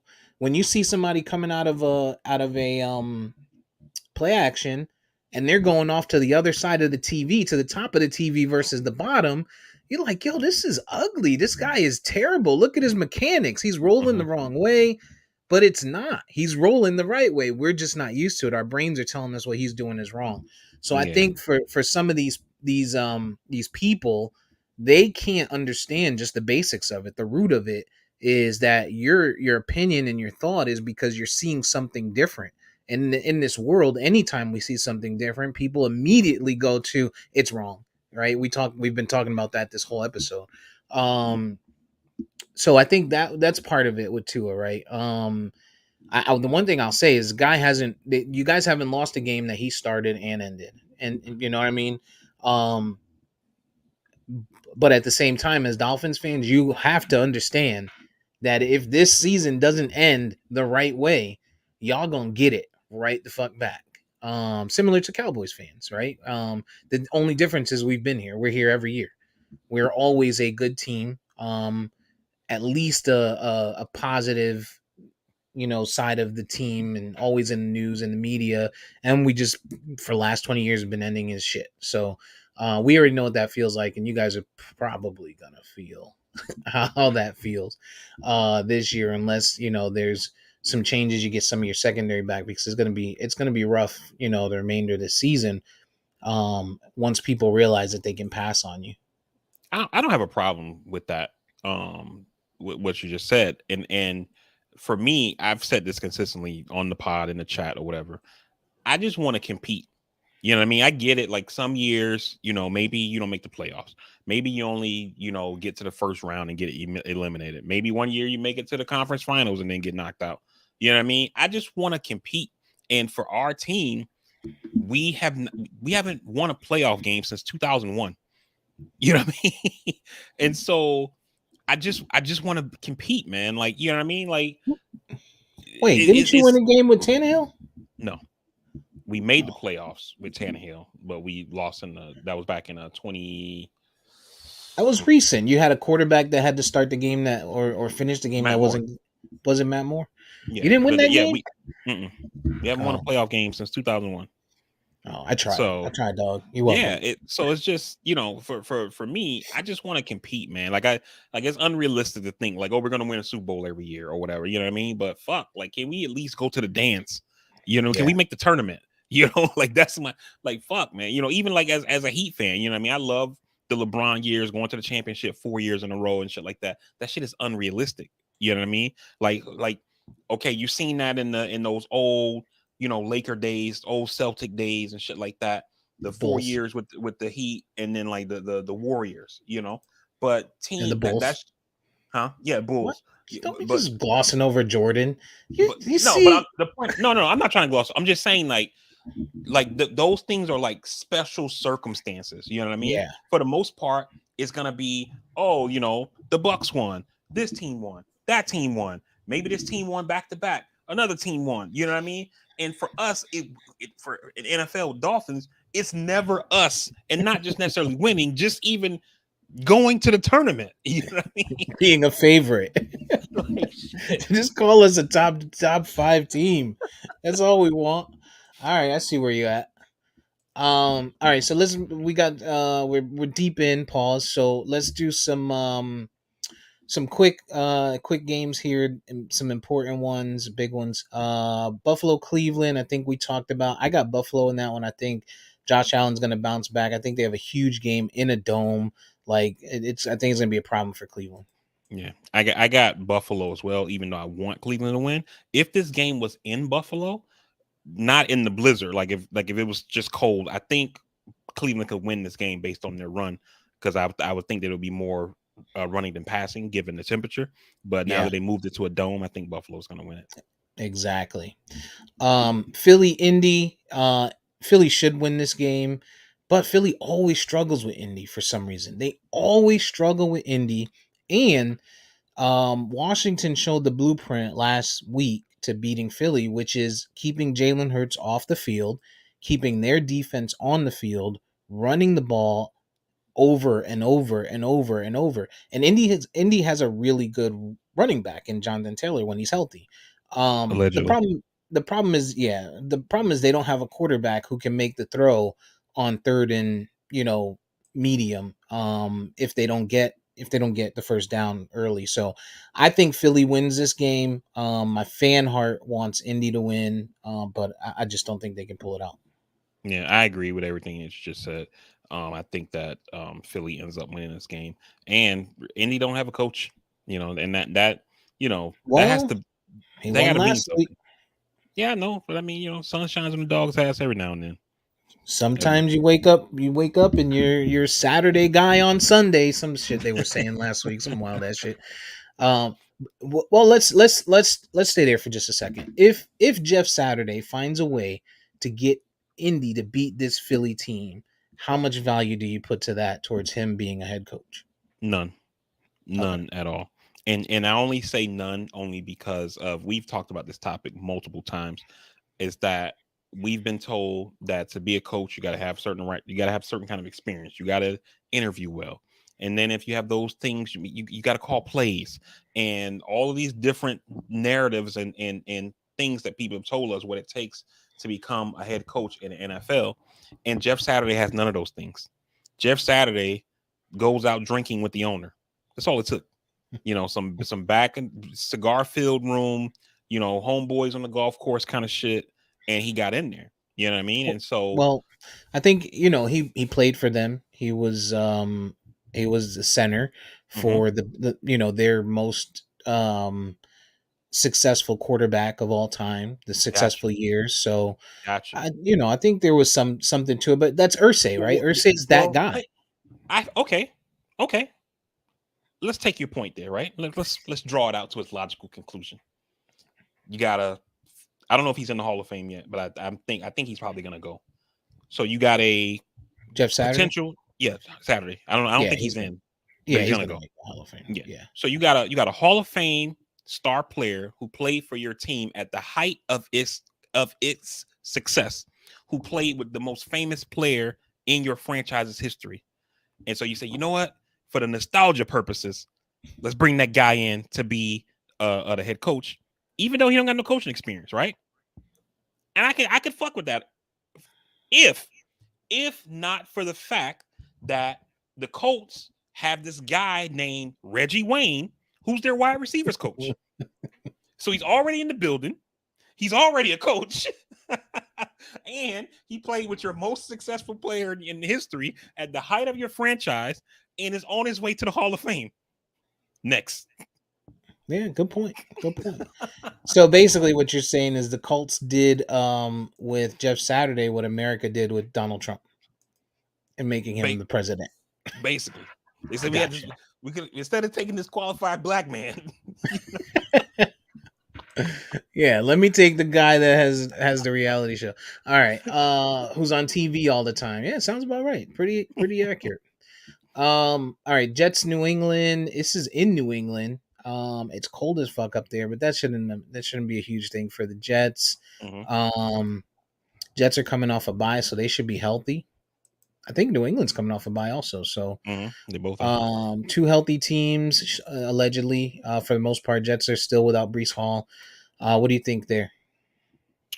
Um, I think the Jets are going to win that game, but I gotta go Patriots here just for bias purposes. Because you have to, yeah. It's unfortunate, man. I want the Jets to win this game, but I don't think they're going to. I think New England's going to win this game. I just don't feel like. I think this is going to be the game where everyone feels like, oh, the Jets are, they should win this game. They're the best team in the AFC East behind the Dolphins. Only, because people are forgetting how good Buffalo really is because they're on a losing streak. Um, and the Jets beat Buffalo. But I think that's what's going to cause people to feel that way. And I think, motherfuckers are going to forget Bill Belichick has that in him to come on and be like, yo, by the way, I'm Bill Belichick. Um, if the Jets pull it out, it'll be because, to your point, on multiple pods this year, they don't have an offensive coordinator. They have a defensive coordinator calling offensive plays. So there's that. Um, Jets. I'm sorry, Giants. Detroit is going into New York to play the Giants. Giants are 7-2. Detroit is one of those teams. I think this is a trap game for the Giants. I agree. Even though the Detroit record is shit, but if you look at their points per game, they've been doing numbers. They It's do just it that the other, so they got the offense to win. It's just that the defense can't stop anybody. So, right, but I agree. and I think this could be a trap game. they can't stop the run. And with a Saquon Barkley back there, it gets weird. Hmm. I think it's a trap game. I think Detroit can sneak it out, and I hope they do. Just as an NFC East team or Right. fan, don't care about Las Vegas and Denver. But did you hear the rumors this week that and I don't know if it's true or not. So take this with a grain of salt if you're listening. Um, they were saying that Russell Wilson, some of the players in Denver were saying Russell Wilson is out there screaming out audibles and shit like that. that none of them know, and they think that these are things from when he was in Seattle. And I don't know if this is accurate, but if it's true, I mean, it was on Sirius XM, so Hmm. it wasn't like it was on a parody site or anything. Um, but obviously, it's still you just don't know whether it's actually true or not. Yeah. Um, but if it is, what do you take from that? I hadn't heard that. I think it's one of those things of like people just trying to find a reason for why they're losing. But I Yeah, mean, we've seen quarterbacks change systems, and this doesn't seem to be a problem. So I mean, Tom Brady was in New England for 20 years, and he's audibling in Tampa Bay the first year without problem. So I think it's just true. somebody trying to. It's one A, it's funny, and B, it could be a reason why they're losing. So that's how it comes up. Got you. Okay.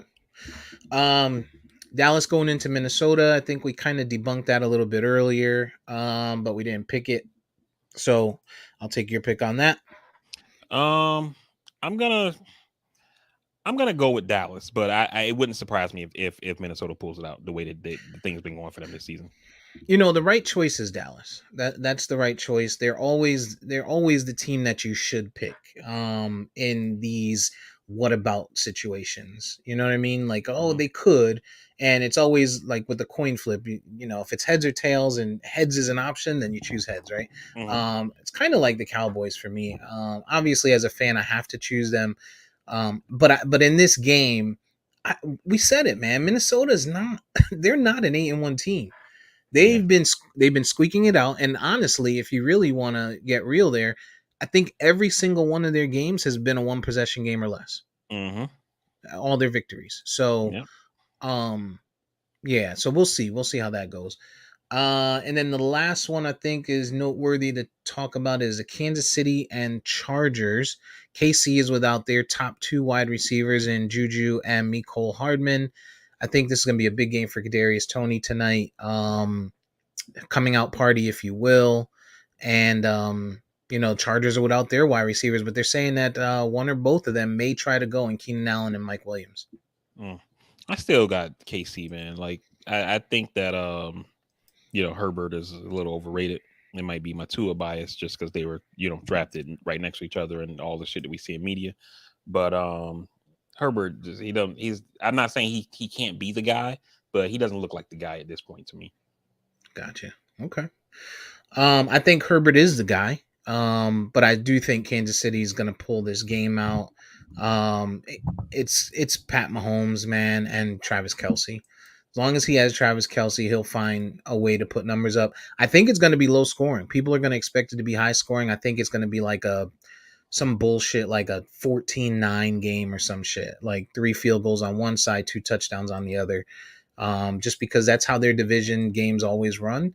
Usually it's the Chargers that come out on top on those close ones, those low ones, Hmm. against Kansas City. But I just don't think. I mean, if their wide receivers play, I think they can win. But if not, I got Kansas City winning that game. All right. Last thing before we get up out of here, at least on football, Odell Beckham is scheduled to meet with the Cowboys and the Giants this week. I believe is what the report was. We talked about it before, how he can make a difference with the Cowboys. But if you were Odell Beckham in Odell Beckham's shoes today, which team do you choose? Um, Man, it's tough because let me ask you this before I answer. Is there a deadline for when he has to sign? I don't think there's a deadline for when he has to sign. I think the deadline has passed to where he can sign now. Okay. I think that was last week. He just became a free agent. Okay. Because I mean, I know he needs to probably get some, training in, some practices and things like that. But if I was him, I would, try to wait as close as possible to see who's going to make the playoffs before I sign. You know what I mean? And I think Dallas is going to make the playoffs. Don't get me wrong, but I feel like if we were closer to things kind of being resolved as far as like who's going to make it, possible positioning, like say like week 14, 15. You know what I Mm-hmm. mean? And then I would try to just jump on a contender and get another ring. Because I mean, for this year, it's obviously not about the money. His salary is going to be prorated anyway.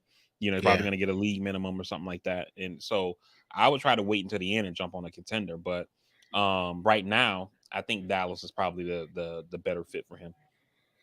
Yeah, for me, from a money standpoint, if I'm him, I'm taking whichever one is going to give me multiple years. If one of them says, "Hey, I'll give you the 3," versus just signing you for the rest of the year and seeing how your knee holds up, then that's the one that I'd go with if I'm him.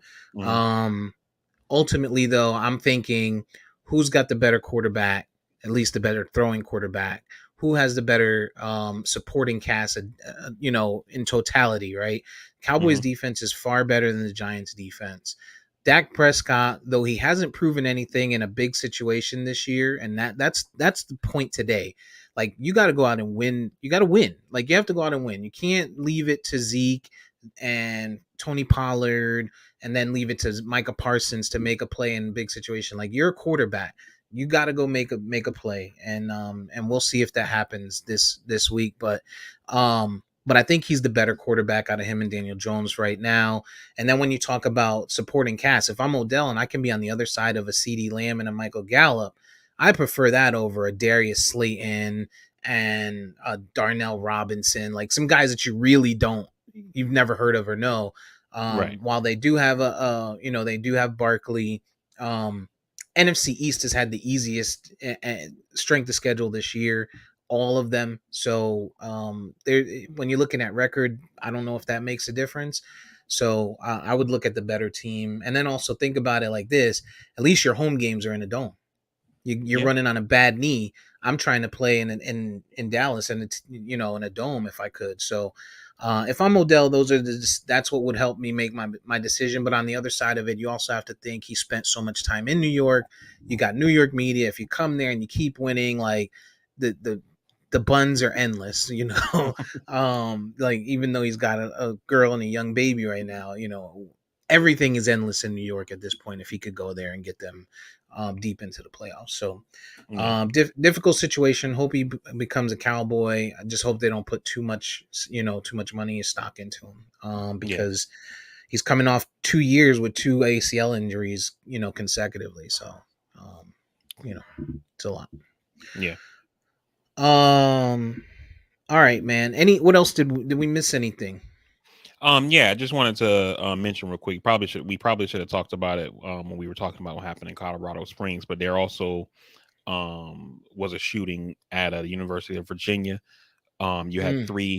three football players who were actually killed by an ex football player.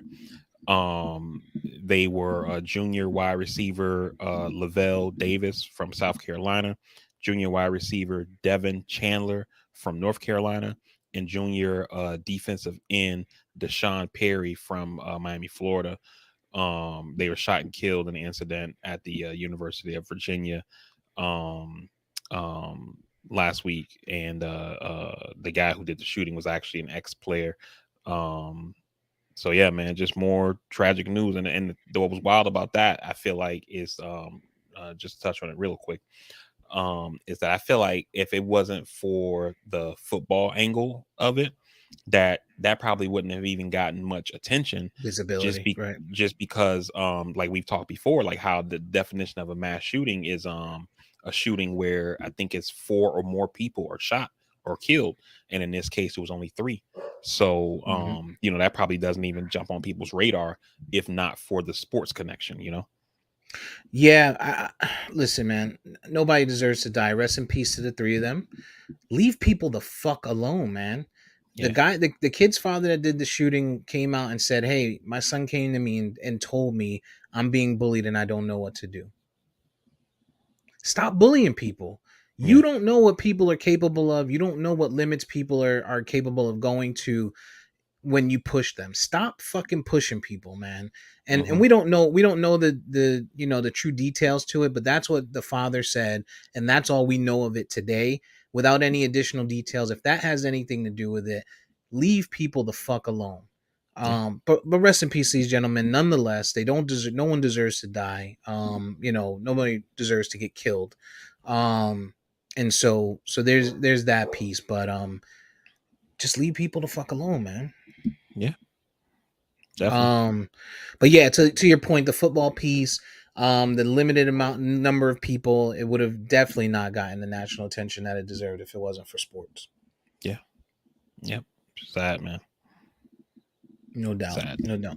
Rest in peace to those gentlemen. Um,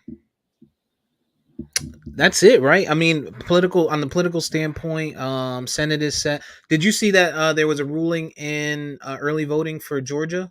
I Yeah. think I think I posted that.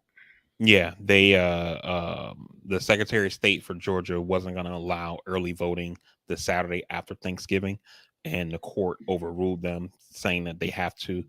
And so now the Georgia election officials are appealing. So I guess watch this. For now, there's gonna be early voting this coming Saturday, but watch this space. But that whole thing in Georgia is just these are kind of things Now it's that like bragging rights, right?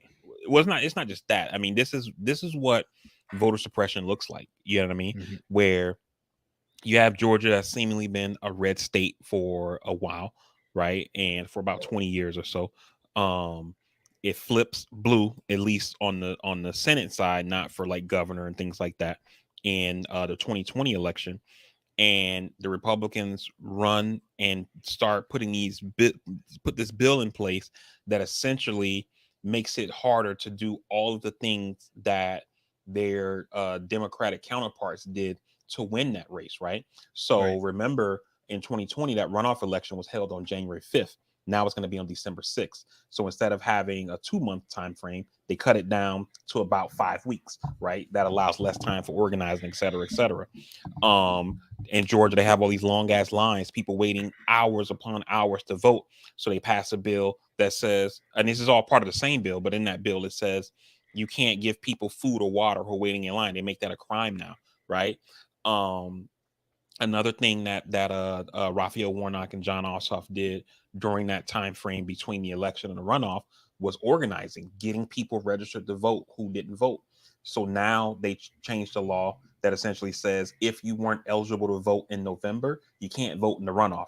So if you were 17 in October and turned 18, on November 15th, you can't vote in this upcoming runoff. Wow. And so just things like that to make it as hard as possible to try to to win that race. And then the Republicans showing how cynical they are of black folks, they just said, let's run a black person. That, now we can start getting black votes, because black people aren't smart enough to look into what their candidates think or feel about issues. They're just going to see, here's this black man, so let me throw him my vote. And so we're going to put up this guy who's a fucking bumbling idiot, Herschel Walker, to represent us on the Republican side. And we don't give a shit about what he thinks, how he feels about anything, because we know he doesn't think or feel anything about anything, but we know he'll vote the way we tell him to vote, and that's all we need. It's the same thing with Trump. I remember real quick on this. I remember Grover Norquist. He's this guy who runs this organization that basically hates taxes, and they want to shrink the federal government.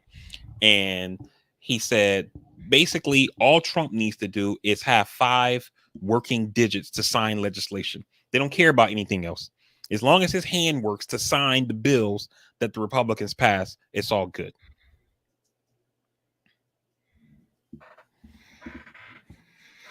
So that's Herschel Walker in a nutshell. Hey. All right. Well, I think that was going to get us to where we were going to be stopping anyway, besides the last piece of political conversation that we were having. At the moment, we're right about 2.5 hours in, long pod today. We'll take a moment here to thank anybody that's watching, popped in, took some time to spend Sunday morning with us. Happy Thanksgiving to everyone who supports the Castworthy podcast. Whether you hear it now or you listen to it later as recorded, we appreciate your support. We are accessible on all of your content platforms, including Spotify, Spreaker, YouTube, Apple Podcasts, iHeartRadio, anywhere you really look for us, on social media as well. Instagram, Twitter, Facebook, look for us, CASTWRTHY podcast. On Instagram, though, there is an underscore between Castworthy and podcast, so Castworthy underscore podcast.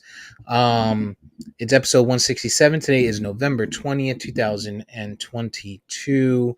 Happy Thanksgiving to you all. As we always say, reach out to your loved ones, check on them, make sure everyone is good. Lots going on in this world, and anybody can use just the sound of a loving voice. So take that time for sure. Aside from that, we will be back next week. All the same, we're out, and that's all I got. Yeah, man. Same. I like to associate myself with all those comments. And happy birthday to my man Joe Biden. Turned 80 today. Oh my god! Happy birthday, Joe. get me my my student loans, man. Peace. Peace.